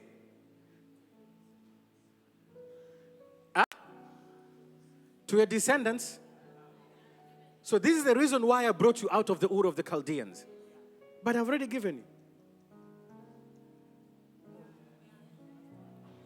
So the story of Abraham was supposed to end there, at chapter 15. Because God is saying, I brought you out of the Ur of the Chaldeans to give you this land. Now I've already made a covenant. I've given you. We're not supposed to read about Abraham anymore. But Hebrews tells you, Abraham was looking for a city, even after the promise of the land.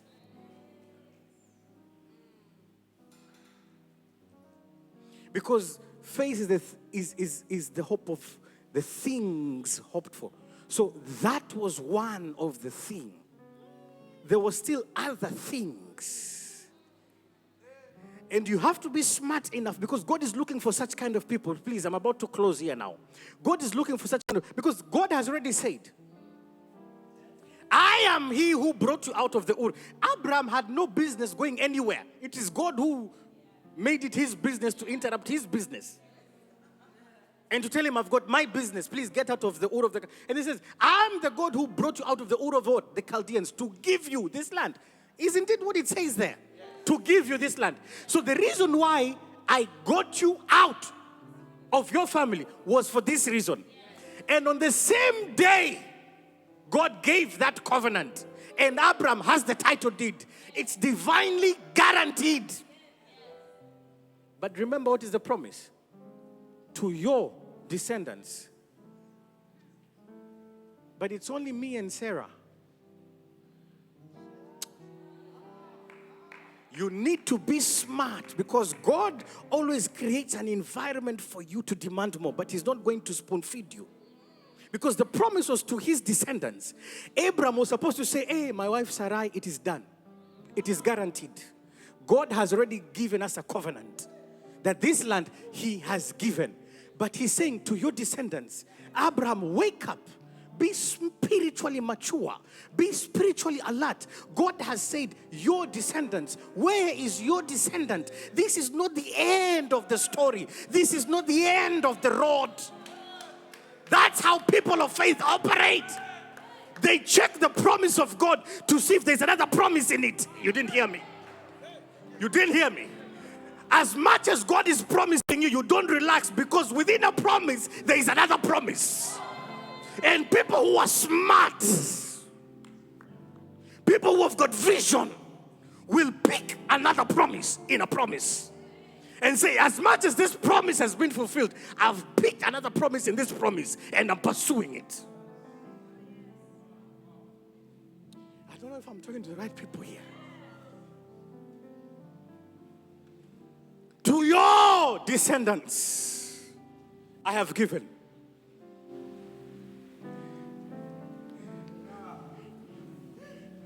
So number one, there is an issue of I don't have a descendant. But number two, this land is for my descendants, not mine.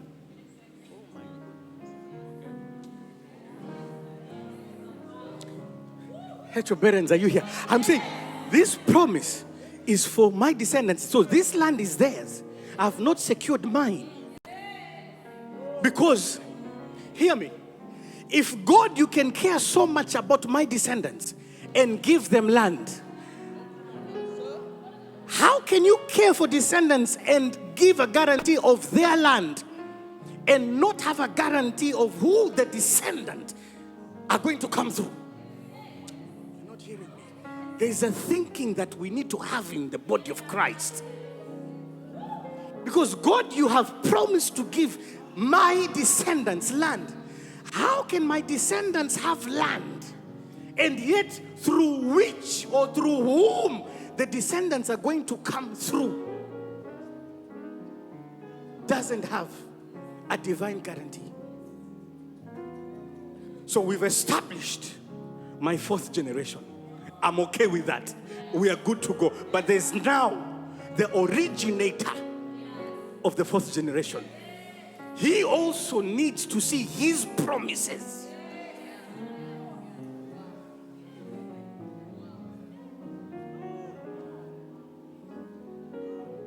Hear me. That's why Moses did not just come to the children of Israelites, the fourth generation, to tell them of a land that was promised to their father. They would have never believed in Moses because they did not know Moses. But Moses was wise enough to say, the God of your father. So Moses, we do not know you, but we know how our forefather was. So that when you're telling us about a promised land, we know about the land that our forefather had. When you tell us about the land flowing with milk and honey, we know about our forefather, how rich he was in livestock, in gold, in silver. So we may not understand the messenger, but we know the history of our father.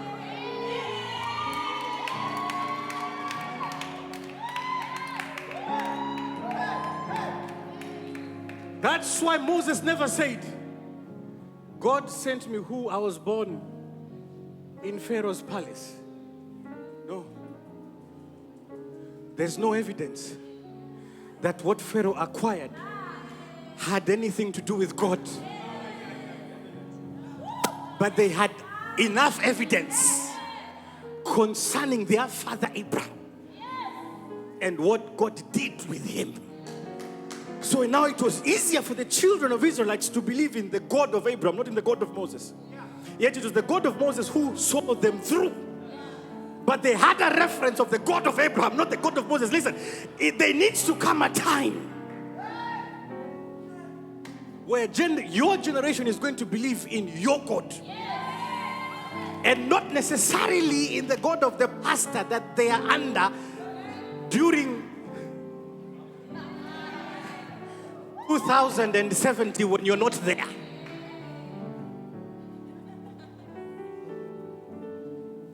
Because you never know. Your first generation can be placed with a pastor who has not yet made it, but they've been assigned to help him. You didn't hear me. You didn't hear me. They need to have a reference, not of the God of the pastor, but the God of my father. Pastor, we hear you and we will support you, because even Moses had Aaron and Hur to lift up his hands. Your fourth generation will be those kind of people who will be lifting up the hands of the men of God and saying, we're going to support you in the kingdom of God. Today, history is being written. And I know I'm looking at some of you, and some of you are like, Pastor, we've had this for so long. You have never had this. You see, the difference between today is that you're doing this with understanding. It's a different case. Let me tell you something. Even if you have a good lawyer, if you don't believe you can win a case, you won't win it. Man thinketh in his heart, so is he.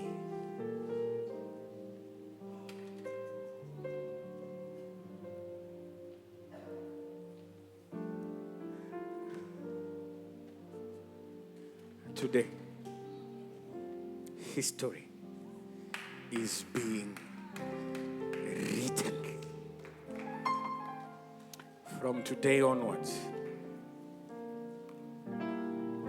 you are the demarcation of a change of life. I receive.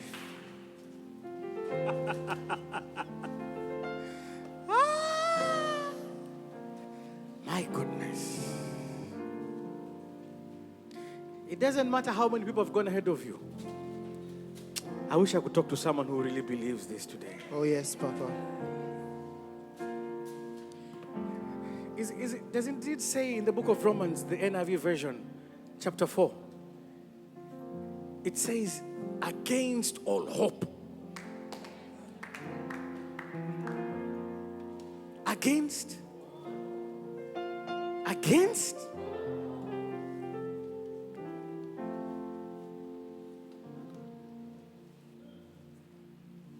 I look at some of you here. You were never born in this city. You were born from a certain village, couple of hundreds kilometers away from this city. But what brought you here to this place, to this moment, to this house?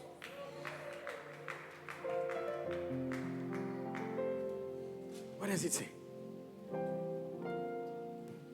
Against all hope, Against all hope. Abraham in hope believed. Against all hope. Abraham In hope in hope. believed. Yet it was against all. Against? It says what? Against all hope. Listen to me very carefully. Even when all hope is gone, people of faith will still find hope within no hope.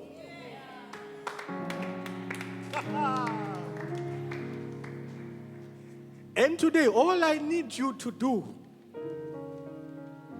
is, I know you're in a situation where it is against all hope, but in hope.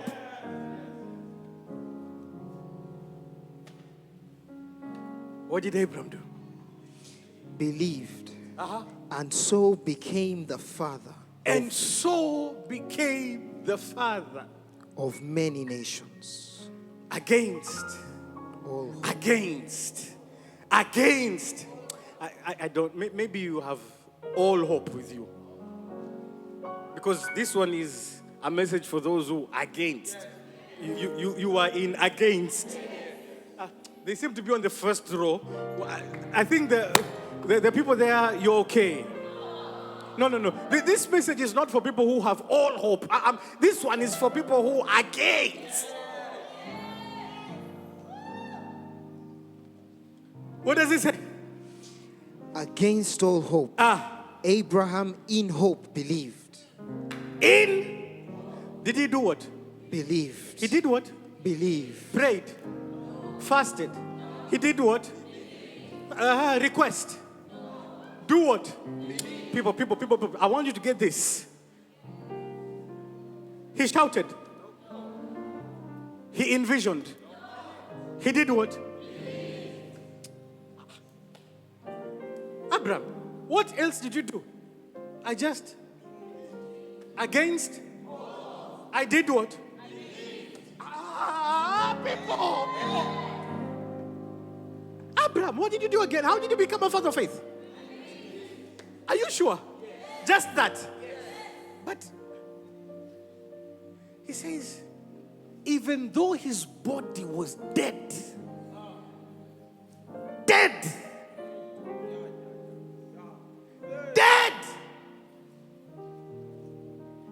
I don't know about you. You might be 45 and you're not married. No. Against all, we're not here. You might be reaching 60 and you've not built that house, but against. You might have been fired from one job to another job, from another job, and your first business didn't work out, but against all. Maybe doorkeepers, you can help me today, because I feel like the Lord showed me something, and we're going to finish with this declaration. And I'm telling you, there's going to be a shift. I'm not so sure. Pastor, is there another congregation, please, somewhere? Maybe there are 2 King Solomon halls. Huh? I feel like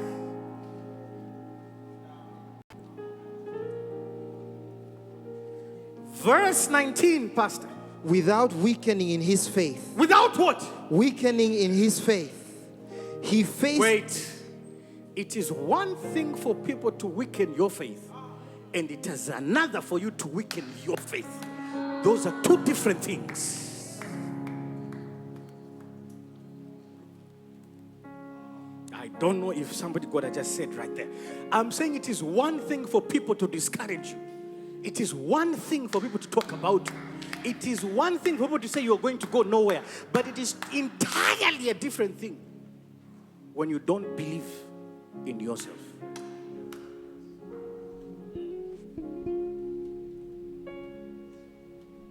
Because believe you me, kuna vitu ambavyo if you're not deaf to, you will die not receiving the promise. Yes, it was yours. You want to tell me that there are no people who told Abraham, stop dreaming. You are 100 years old. You're not going to have a child. You think there are no people who are not saying that?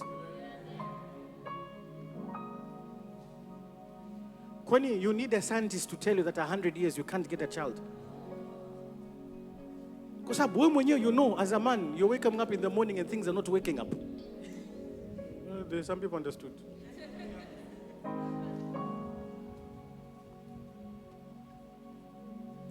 That's why these 3 remain: faith, hope, and love. But irrespective of what was happening around him, he never allowed himself to be weakened in his faith. Not in the faith of other people. Let me go even further. Please hear me. Not even in the faith of his wife. There are moments where your spouse may not believe what you're saying. She might be the helper. Powerful sermon by Pastor Joshua. My goodness. That was a deep revelation. deep revelation. The only help Adam could get from his wife was wife.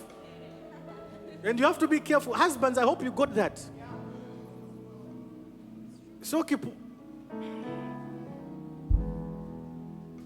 I was about to say something, I realized I'll leave that for the wedding. Powerful revelation. That the help was supposed to be in dominion. Adam only saw. And let me tell you, you have to be careful how you name your wife. Because Eve was the name of the help in one area. But if Adam saw the help in another area, we wouldn't have the name Eve.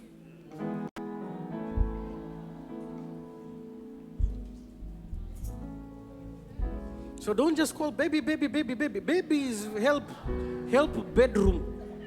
You have to find another way of calling your wife. Catalyst.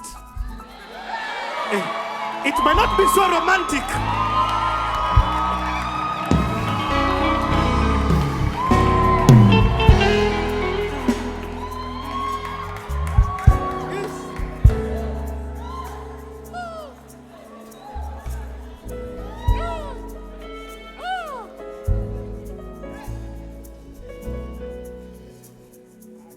You need to find another number. You save your wife exponential factor.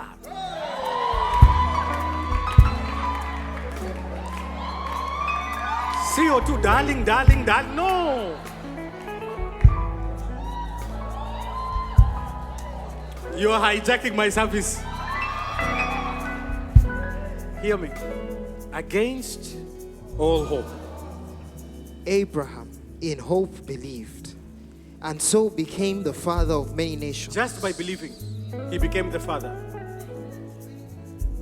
You people, believe in those 5 years. Believe. Today, what we have is title deeds. Not 7 things. Title deeds.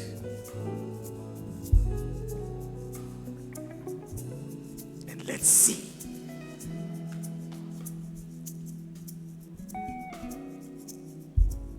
I want to close with Genesis chapter 26.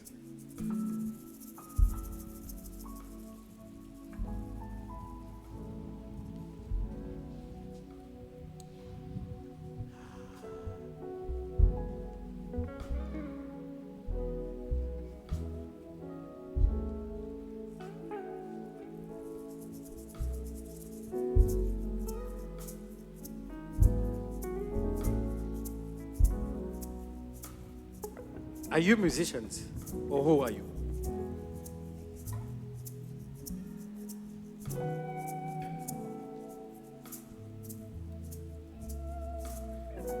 Are you a doctor, or who are you?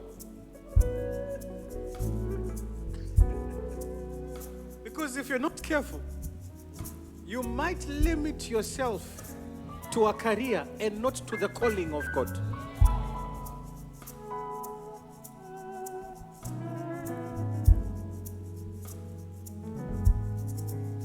Genesis chapter 26, we close here. Do you have strength?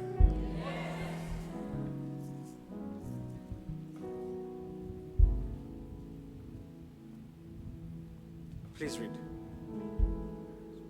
I want you to get your title deed in your hands.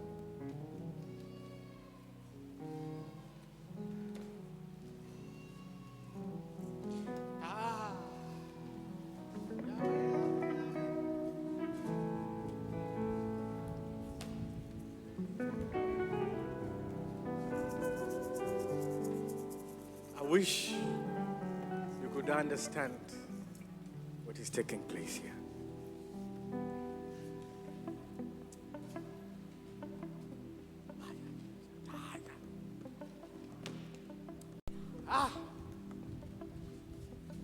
Father, thank you for today Yes, Lord. and for changing the narratives of our lives. Yes, Lord.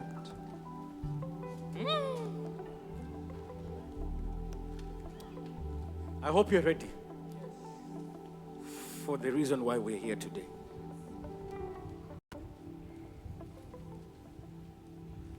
against all hope, you believe. What you have in your hands is a title deed. Now you know what it is. I'm going to tell you something. It's only ignorant people who talk negatively about giving. But even the unbelievers who have made it in terms of prosperity, they will never talk foolishly about giving. But it's people who have not made it that have the wrong language concerning giving. And I'm going to tell you something, it's the strategy of the enemy. That's why there's a lot of talk about giving in churches and how the man of God is eating up the offerings of the washirikas. You have to understand that if it's a principle, it's a principle. Yes. And the enemy is so smart because he doesn't want believers to be on that other side. And he knows it's only through giving that you can get to the other side. So we are weakened in our ability to speak about giving. Now, I'm not going to lie to you. There are people who do it out of their own ill intentions. But let me ask you a question. Just because the plane bombed your village, you're not going to get on a plane. You didn't hear me. I'm saying just because a plane bombed your village, you're never going to get on a plane. Just because your uncle drowned in water, you're never going to drink water. It doesn't matter what people have done concerning certain things. You need to rise to the level where you understand it's a principle. So just because my mother or my father drowned in water, I'm never going to drink water. No. Am I talking to someone here? Genesis chapter 26, we close here. Please run with me, Pastor, here. Quickly. Don't wait for these guys. Now there was a famine in the land, besides the previous famine in Abraham's time. And Isaac went to Abimelech, king of the Philistines in Gerar. The Lord... Play that in the background. The Lord appeared to Isaac and said, do not go down to Egypt. Live in the land where I tell you to live. Live in the land which I will tell you to live. This time I don't want Egypt to take the glory that it preserved my servant. Because Abraham went to Egypt and he was preserved. But this time the Lord is saying, stay in the land that I will tell you to stay. Stay in this land for a while, and I will be with you. I will be what? I will be with you and will bless you. For to you and your descendants I will give all these lands, and will confirm the oath I swore to your father Abraham. I will make your descendants as numerous as the stars in the sky, and will give them all these lands, and through your offspring all nations on earth will be blessed. Listen. Through your seed, all your generations are going to be blessed.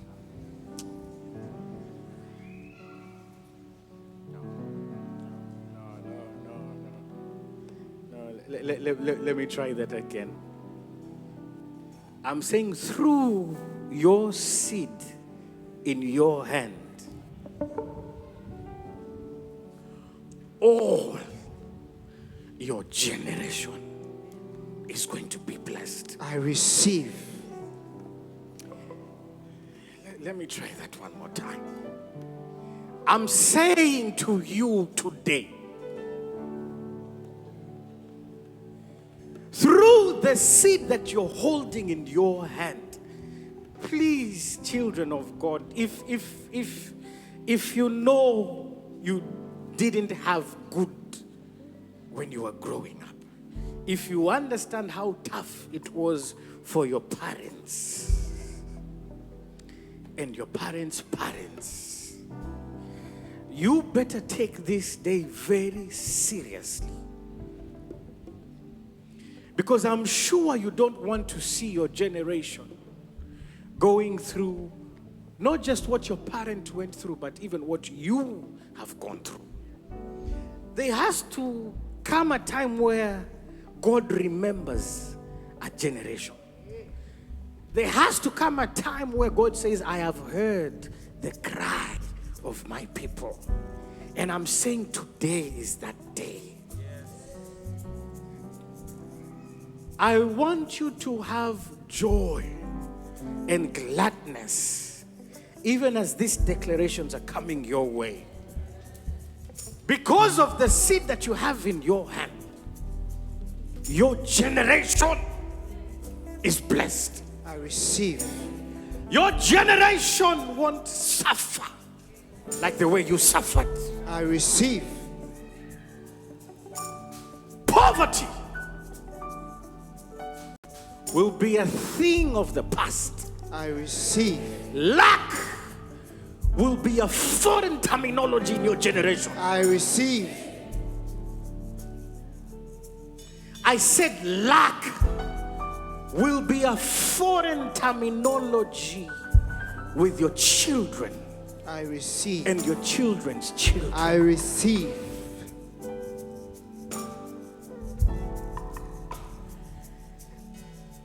He says, I will give them all these lands. I decree that there is nothing among those 7 things that will die. I receive. They won't die with you. They won't end with you. I receive. There will be an inheritance to your children. I receive. There will be an inheritance to your children's children. I receive. People of God, I'm in business today. Those 7 things are not just items, but they're legacies. I receive. Things that generations to come will not just be talking about them, but there will be landmarks concerning them. I receive. There will be evidence of their existence I receive. in the 4th and the 5th and the 6th generation from you. I receive. These are not visions, they're empires. I receive. These are not visions, they're kingdoms. I receive. These are not just visions and dreams. They are systems that are going to change and affect not just your family, but even the nation at white. I receive.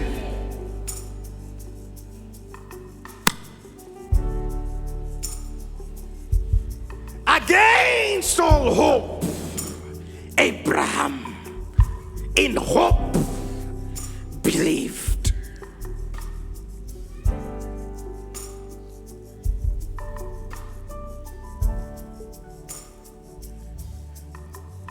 The Lord is honoring this service today because this has always been in the will of God. The thoughts that He has for you are good thoughts, declares the Lord, to give you a hope and a bright future. That word is being accomplished in our midst today. May the grace to work out those things come upon you in the mighty name of Jesus. I receive. From today, you will not relax, I receive. but it's the beginning of writing your legacy. I receive. I said from today, you will not fold your hands and dream. But the grace to work like never before is coming upon you. I receive. You will be an early riser. I receive. You'll be working till the sun goes down. I receive. I said not laboring, because today is the end of laboring. I receive. Laboring is when you're toiling and you're sweating and you cannot see the fruit of your labor. I receive. The work put does not equal to the results. That is what labor. Labor ends today. For God did not labor, but God worked. Oh, yes. Working is when you see the efforts put in being equally and even more proportional in terms of the results. So shall it be concerning you from today. I receive.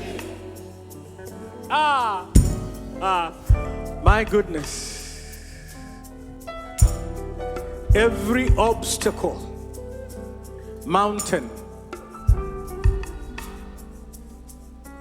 standing in your way is melting away in the presence of the Lord.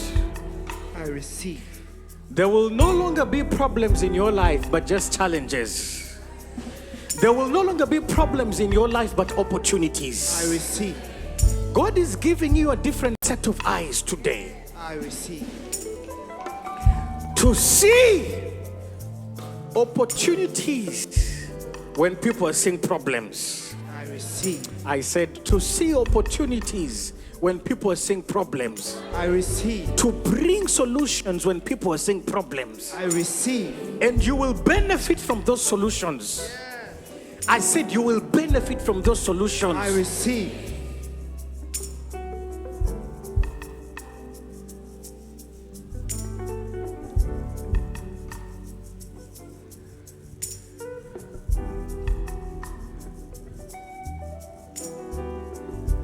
There's something I want you to see about Isaac.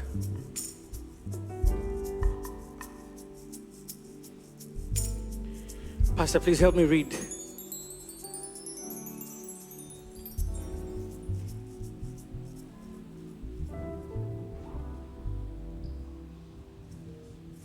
Verse 12. Then Isaac sowed in that land. Which land? He sowed in the land where there was famine. I don't know. I don't know. But when I look at you, I'm seeing a lot of you in a famine. I don't need to be a prophet to see that. There's a famine. There's just dryness everywhere. Huh? Maybe I'm not talking to you. But hear the word of the Lord.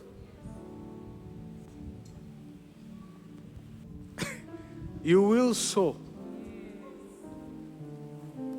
You will sow. You will begin things in this economy. I'm saying you will begin things. You will start things. Sowing.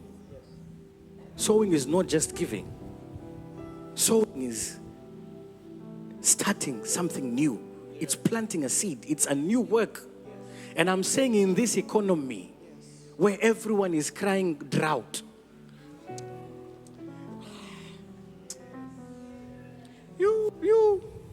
are you also here, or you're waiting to just sing? I'm saying in this economy you will start. I wish I just had one people. You see, a time is coming, listen to me. We've had crazy testimonies here. A time is coming where we will just have to paraphrase the testimony. We won't be able to no more talk about figures, because we don't want a situation where TRA has to open a branch here. Just there. Because that is what is going to... I know what I'm saying. I know what I'm saying. Sir, at your age, I think we need to start talking to you about maturing. Because some of you, let not your maturity be the one to withhold your blessing. Because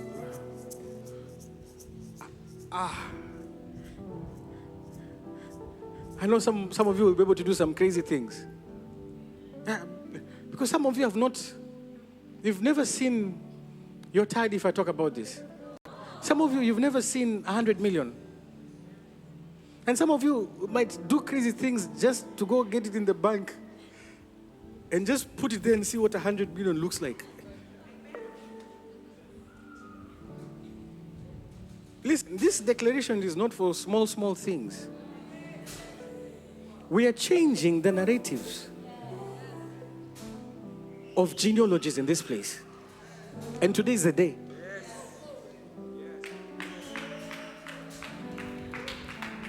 Hear me. Somehow I'm also glad, in a way, it is God answering some of our prayers. No more green cards for some of you.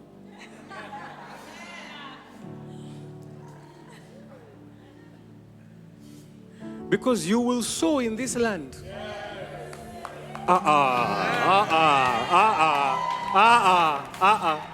I said you will sow in this land.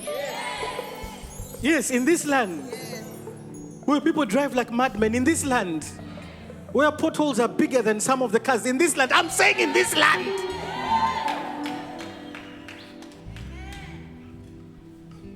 Who said that only particular countries are the land of opportunities? Because those people who advertise to you land of opportunities, they are busy opportunitizing where they're giving you green cards. Are you tired? I'm saying those 7 things, you will sow them this year. I receive. He says, and Isaac sowed in that land. Which land? The land with famine. And what does it say, man of God? And reaped in the same year. He did what? He reaped in the He same did what? He did what? He did what? He reaped in the same year. 100-fold. I wish I had just 1 or 2 crazy people in this place.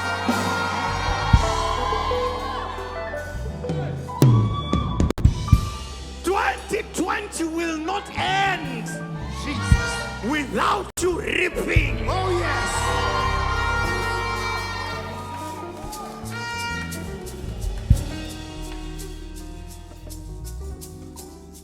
And not just reaping.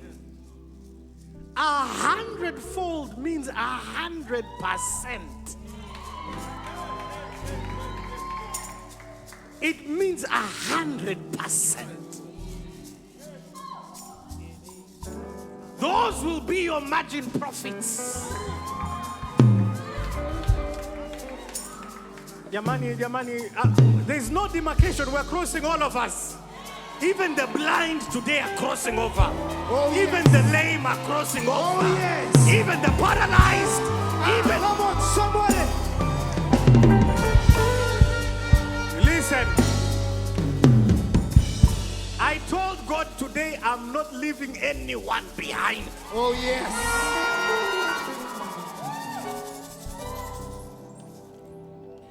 I don't care whether you're 16 or 666. Sasa wengine watasema nimeanza kutaja namba mpinga Kristo hapa.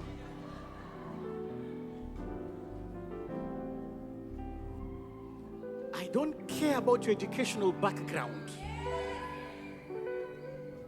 or how many job offers have been declined. No, we're going to get somewhere. We're still going on.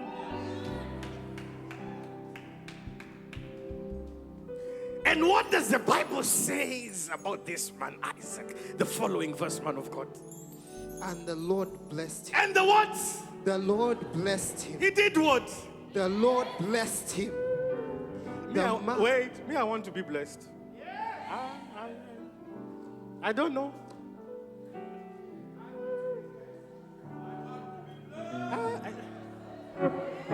Unajua, sikilizeni bwana, hebu tuacheni kuwa wanafiki hapa sasa.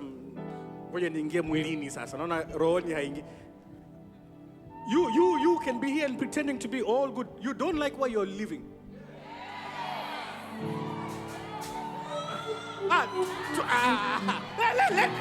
Let's just be honest. Jamani, Watanzania, tuwekeni unafiki pembeni, tuwe wa kweli tu. You don't like where you're living. You don't want to raise your children in that neighborhood. Wait. Some of you, it says the grace of God covering your children. Because every Sunday, mchiriku.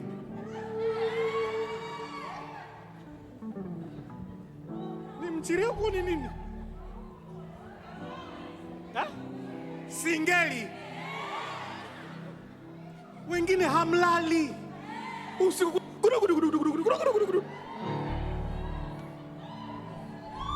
Let us be true.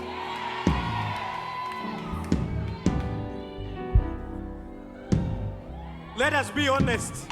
Yamani, to be honest. Wait, I need to pass this home.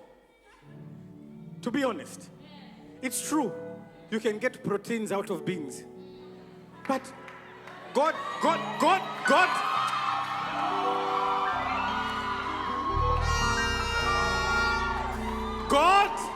did not just create beans as the only source of protein.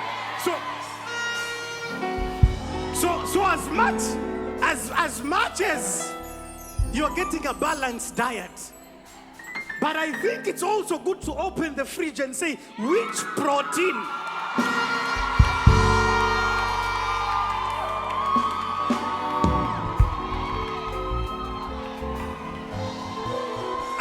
Sijui kama kuna watu wa kweli humu ndani. Let us be honest. Yeah. Oh yes.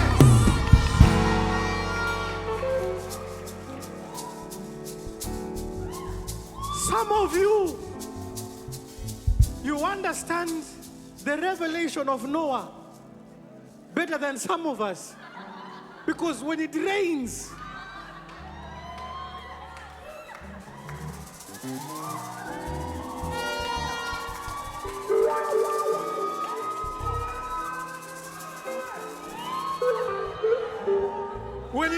all of a sudden you become John in the island.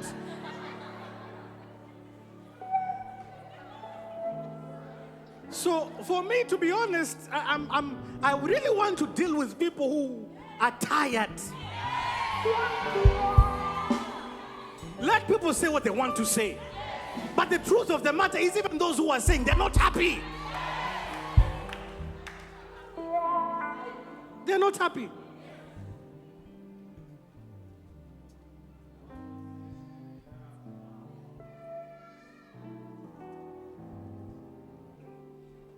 Honestly speaking, I'm saying, mnagombana mme na mke kwa sababu mna gari moja. Na kuacha pa saluni, umeniambia baada masaa mangapi? Masaa matatu haya. Unamjua mke wako, unakuja after 1 hour extra. Haya twende, unampigia simu kama hujafika. Bado. Ndio namalizia, unasubiri operation anamalizia half an hour, unapiga simu bado. Anaingia ndani mtu umefura. It's one if she had her own car.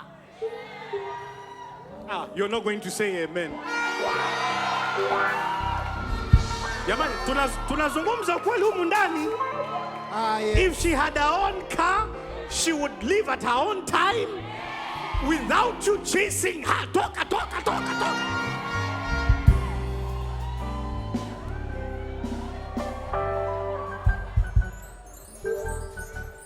For those who know me, we don't just preach this. Eh? Yes, we also teach other things, correct?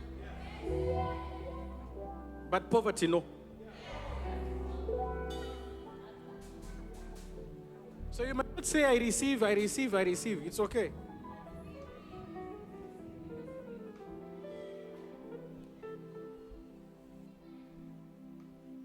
You're happy? Don't agree with me. In fact, I can even say, there's food outside. You can go now. Let them start serving you. Now you can go. We'll eat together. We'll share together, but you can start now if you don't agree with this. But I want those who are serious. Because God is serious about us today.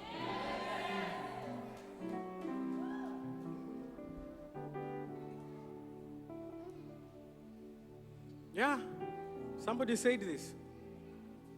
It's true.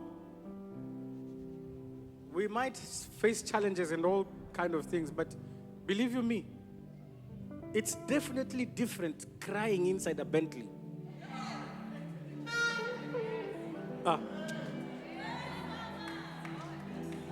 Anyway, I think Preach. I think we are people who are not realistic, to be honest.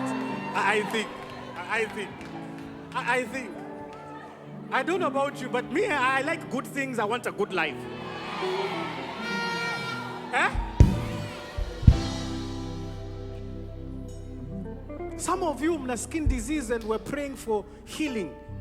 It's just that it's the salon you're going. Yes. Yes.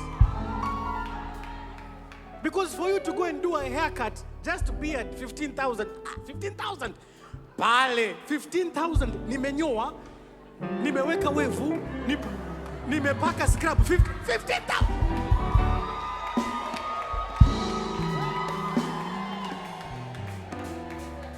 After 2 days, mapunye kila mahali, hauelewi. Tusemeni ukweli.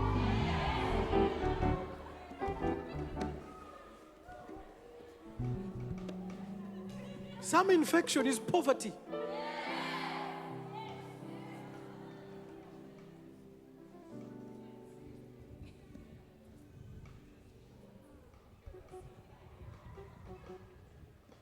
After 2 years inabidi unyoe kipara kwa sababu mavid and I know ni style mpya. It's so style mpya. So I don't know if someone is really serious about today, but I am.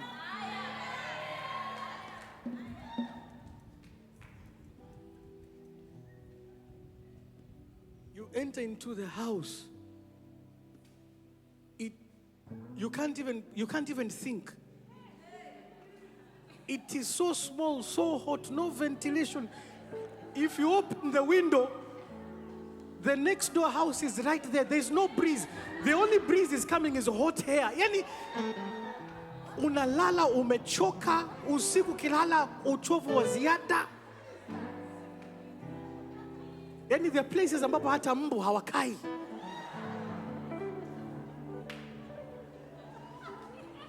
Please, if you're not very happy with me, you can look for another church. I'm not going to be offended.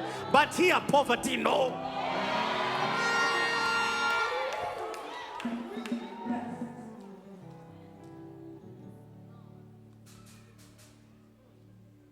You know, let me tell you, let's just be honest.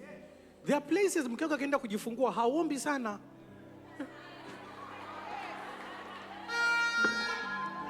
I feel like I'm alone here. Na unabaki unasema unamshukuru Mungu. You're in a private room and you just thank God for his goodness.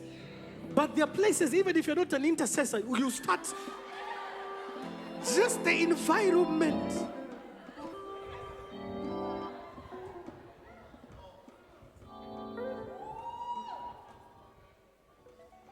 I don't have another message for today. But I'm not happy with the history of my genealogy. And it has to change for my children and my children's children.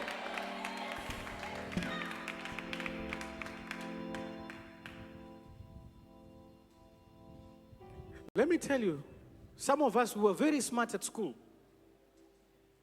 And those kids seemed to be smarter than you, simply because they were coming from a different environment. And we thank God for the training, but ilikuwa ukirudi hakuna, there's no free lunch even in your own house. Unafika tu unaweka mabegi ya shule, kawape kuku chakula. But I'm talking about my own story. And I love it. But by the time unakuja kufanya homework, you're tired. Fukuzana na kuku kule. Mwenzako kafika, anakuta pina colada na apples na msubiri na cashew nuts.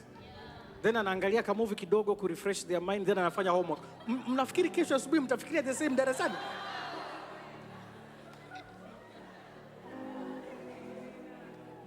Tuwe wa kweli.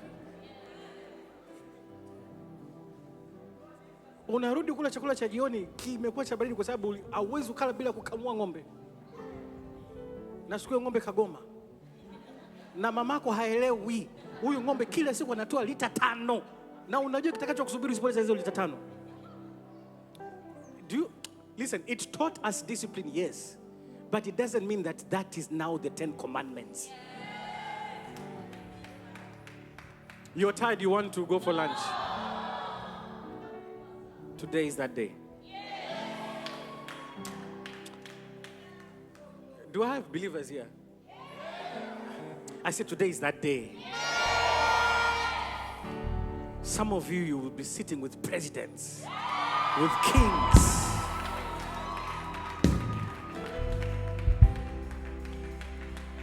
I'm telling you, some of you will be entering into embassies and they'll say, no, we're doing an exceptional visa for you. Because I receive. Let me tell you, when they look at your portfolio, they know there's no way you can run away from this country with such investments. Yes. Some embassies are saying no because they know you're going to mop floors there, KFC. You don't want me to say the truth. I'm saying it. I'm saying today is where the story is changing. You will sow in this land. Oh, yes. I don't know if I'm talking to someone. I said, you will sow in this land. Oh, yes. Not in any other land. I'm saying in this land. Oh, yes. You will sow, and in the same year, 2020, you will reap. Oh, yes. Not just reap, but 100-fold. Oh, yes.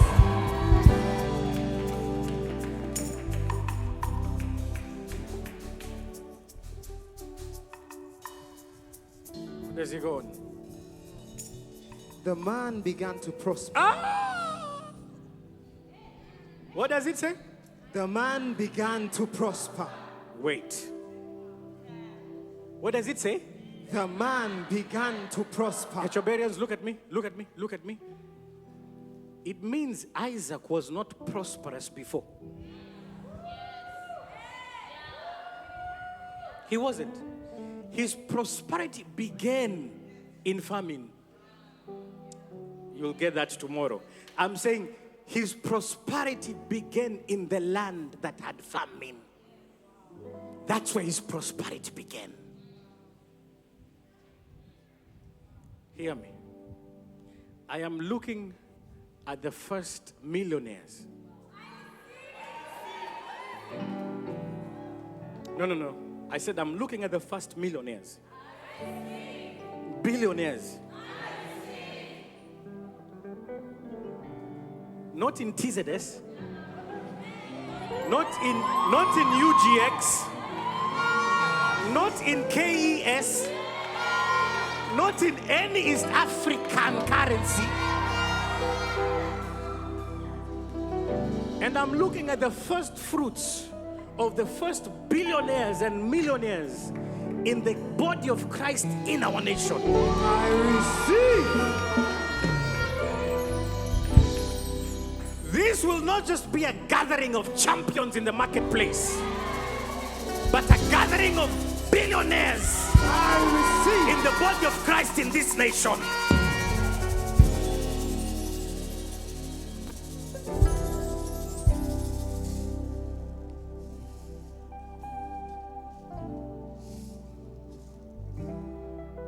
The man did what?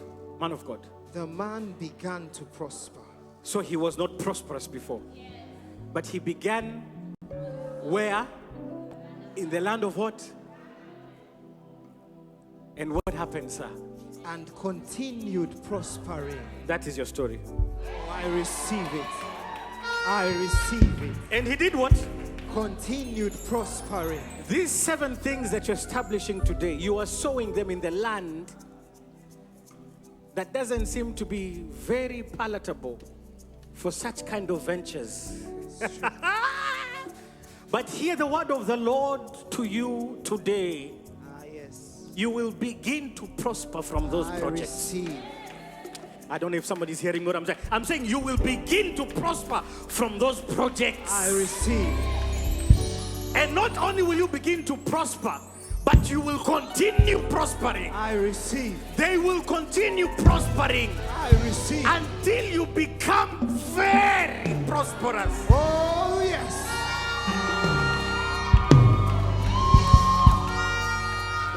Another version says exceedingly prosperous. So listen to me. The least that you can be here in this ministry is prosperous. That's the least. Did you hear what I just said? I said that's the least. But we need to see each other in the exceedingly, abundantly, above all. Oh, yes.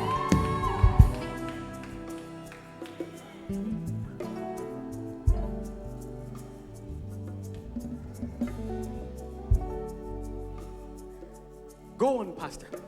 For he had possessions Uh-huh. of flocks Uh-huh. and possessions of herds Uh-huh. and a great number of servants. And a great what? Number of servants. Uh-huh. So the Philistines envied him.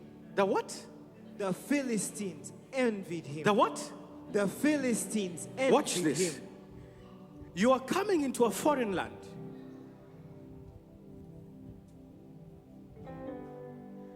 And you're prospering until the people of that land are envying you.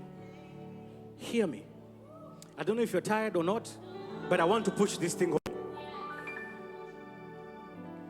Those 7 things that some of you have written down, you're not the first one to do them. But hear me. It will come to a point where they will envy you. I receive. Something that has already been done by other people, but the grace that is coming upon you today. What happened with Daniel? He distinguished himself. You will be distinguished in your ventures, even though there's someone else doing the exact thing that you're doing. But I'm telling you, within 5 years, they will be envying you. I receive. That is what is coming upon you today. I receive.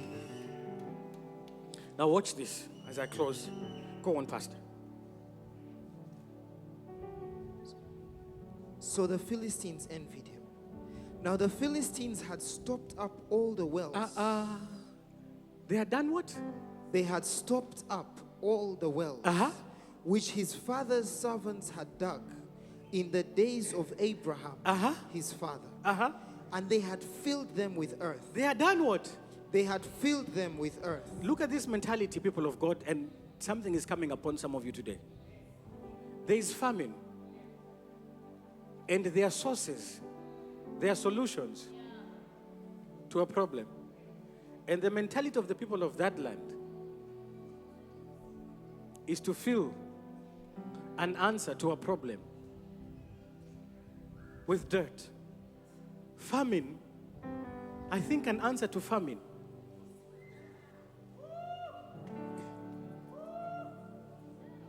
is what? But look at that. I'm saying this. That grace is coming upon you because you will easily be able to see solutions in the marketplace. I receive. They are there. The Philistines, instead of digging those wells to produce water while they're having famine, they are filling them with earth not to produce water. It won't be as difficult as you think. The Lord will open your eyes to see the wells for solutions I in that receive. company, I receive.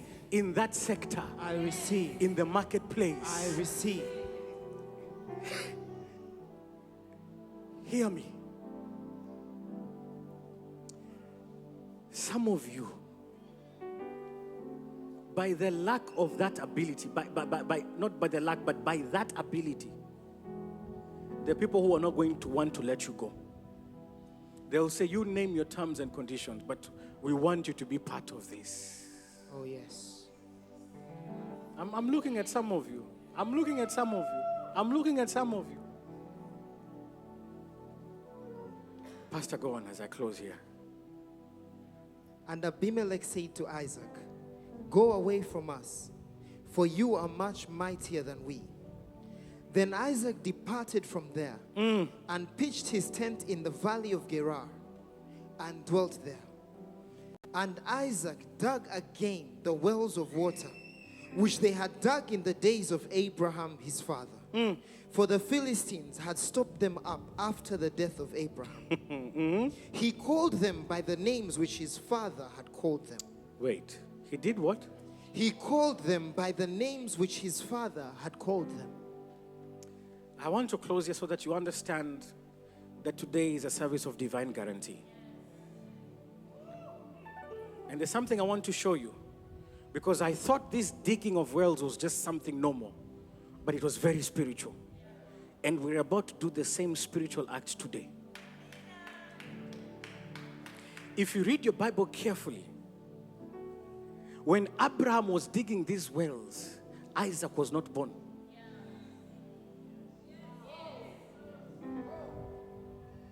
You're tired. You're tired. Isaac was not born. I think it's in Genesis chapter 20, if I'm not mistaken, where Abraham went to this same king Abimelech in Gerar, and Isaac was not born. But you're finding Isaac digging the wells of his father and calling them the names that his father called them while he was not, because remember, he was not yet born, number one. Number two, when Abraham was digging these wells, Isaac was nowhere. And remember, this was in Gerar, where Isaac did not grow there. His father just passed through. Isaac was born in a total different location, but he's getting a revelation of the names that his father called those wells. You're not hearing me. You're not hearing me. You're not hearing me. I'll explain to you now. Please go.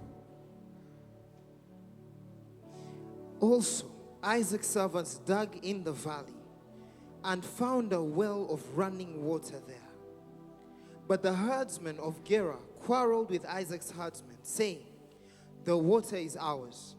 So he called the name of the well Esek, because they quarreled with him. Then they dug another well, and they quarreled over that one also. So he called its name Sitnah. Look at this. Look at this. Look at this, please. I'm closing here now. They are now in famine and realizing that they had solutions that they messed up with, dug by his father Abraham. Now Isaac is redigging the same wells, not other wells, and water is still coming out.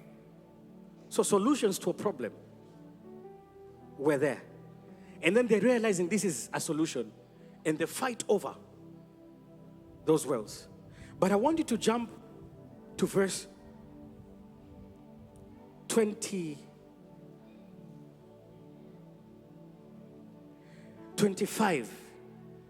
23.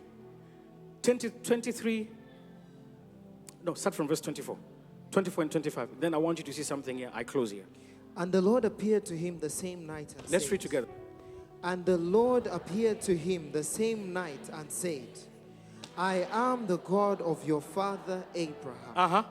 Do not fear, for I am with you. I will bless you and multiply your descendants for my servant Abraham's sake. Go on. So he built an altar there. What did he do? He built an altar there. What did he do? He built an altar there. And then? And called on the name of the Lord. And he pitched his tent there. And there Isaac's servants dug a well. What? No. Remember, it's after the last well that he dug and there was no quarrel, that he called that place Beersheba. And then he settled there. And then he says that very same the Lord appeared to him and gave him a promise. And after appearing to him, what happened? He built an altar. And after building an altar, what did he do? Do you know why he was getting the revelation of calling the wells the same name as his father is because when the Lord appeared to him and he built an altar, he also dug a well. There is no revelation that does not come without a solution. But watch this. The well was dug because of a word that God gave to his servant. Huh? And after building what? Building what? An altar. Then he dug what? A well. Which means the well was not just something physical. It was a byproduct of an altar. I don't know if I'm talking to someone here. And that's why when he was redigging the wells of his father, he was getting the revelation of calling them the same name that his father gave them. Why? It is just like Jacob, who gave a name to a place where he got a revelation and raised an altar. And he called the place what? Bethel. That was once called what? Luz. Why? His father Abraham had done what? Built an altar. So when he was renaming the same name, or rather he was naming the same name to the wells, the revelation was not coming because it was a well. The revelation was coming because there was an altar before the well. We are raising altars today, and wells must come forth. Did you hear what I just said? I said we are raising altars today, and wells must what? And your generation and your generations to follow will be benefactors of these wells. I'm going to tell you something that you may not have realized up until now. Those 7 things are not 7 things. They are 7 wells.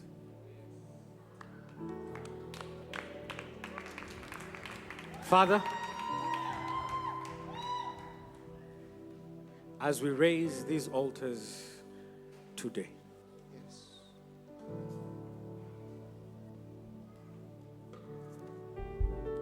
let every stronghold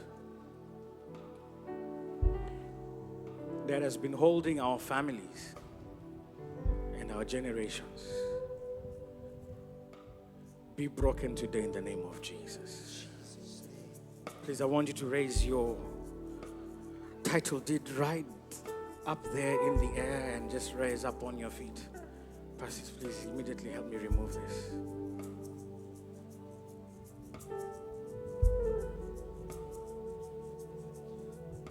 Let grace for solutions be your portion from today. Not just for you, but for your children's children. I receive. These wells will never cease from flowing.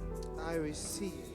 Even after when you're long gone, your children will be drinking from these wells. I receive.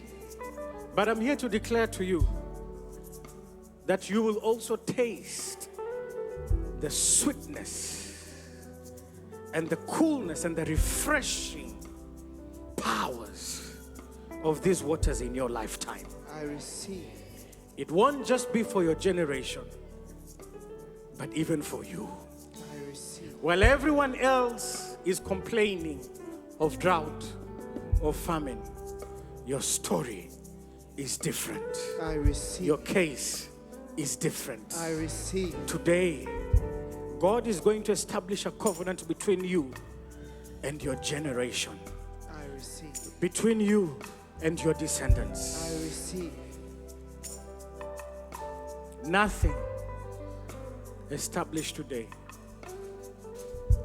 shall die I receive. in the mighty name of Jesus. Your story has changed. I receive. I said your story has changed. I receive. I said your story has changed. I receive. I said your story has changed. I receive. We will start hearing crazy testimonies from you from tomorrow. I receive. Some of you from today. I receive. Some of you from today, there's an I email receive. that is coming to your phone. There is a text that is coming to your phone. There is a message that is coming to your inbox. From tomorrow, people will start looking for you. I receive. Not just inside this country, but outside this country. I receive. I'm saying from today, favor will be looking for you like a mighty rushing wind. I receive. You will not be able to run away from favor. I receive. It will follow you and come after you from the north, from the south, from the east, from the west in the name of Jesus. Destiny helpers will start looking for you. I receive. I decree and declare there's not a single day in this year that you will not have a powerful testimony. I receive. Child of God, hear me and listen to me very well. From today, you shall be moving from victory to victory, I receive. from conquering to conquering, I receive. from subduing to subduing, I receive. from overcoming to overcoming. I receive. In the name of Jesus. I receive. Look at me now.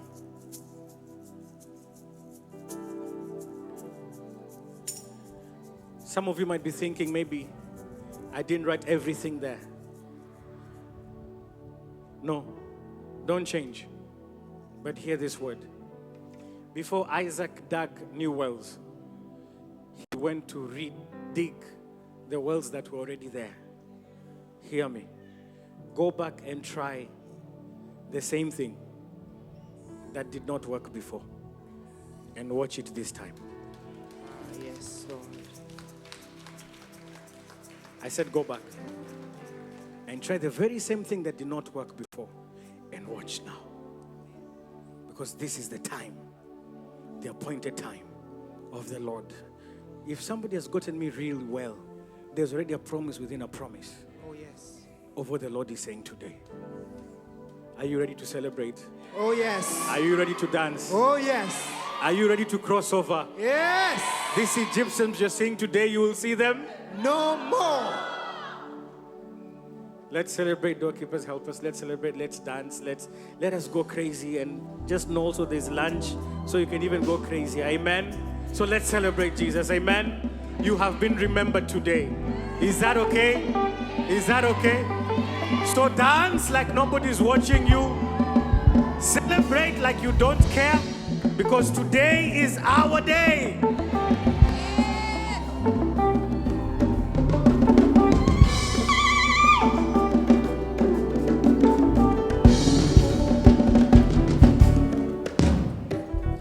Yahweh, Yahweh, you're so wonderful.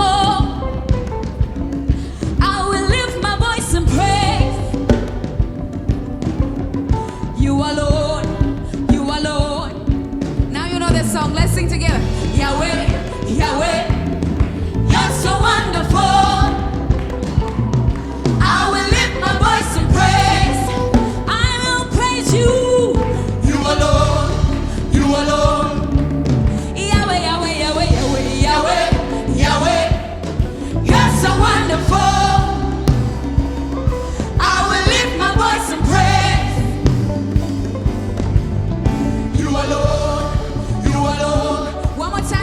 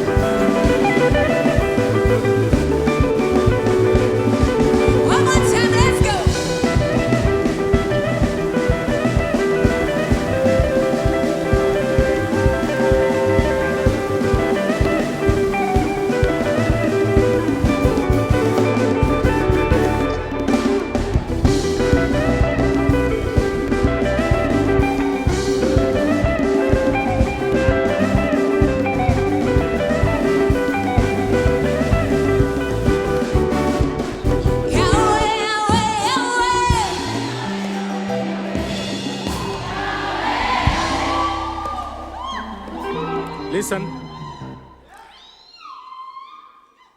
Some of you, maybe this is your first time here, so you might not have known about the instruction. The instruction was writing 7 things that you want to establish this year. I didn't even say what the Lord wants you to do. No, it has got nothing to do with the Lord. It has to do with you, what you want to establish this year. But also within that envelope, you're supposed to place an offering. So I'm giving you that opportunity right now, but what I also want us to do is, it will be nice, I know time has gone, but it will be nice that at least we share food together. Is that okay? Let's finish this celebration service in a different way. So you will come with your seed and just drop it at that altar, and as we celebrate and as we dance, we don't have tables, but at least we can turn our chairs around in groups of 3 or 4. Okay, food is already there. There's enough food for all of us. Hallelujah. I said hallelujah. And let's just celebrate. But also, I think it will be a good time. Don't sit with your best friend. Shosti, shoga, whatever. It will be nice to eat with someone that you don't know. First-time visitors, I know this is a special service, so bear with that. So please make sure that those seats are in groups of 3 or 4 or 5. And at least it's easier to get to know someone while you're eating a piece of chicken. There's chicken. Ooh, okay.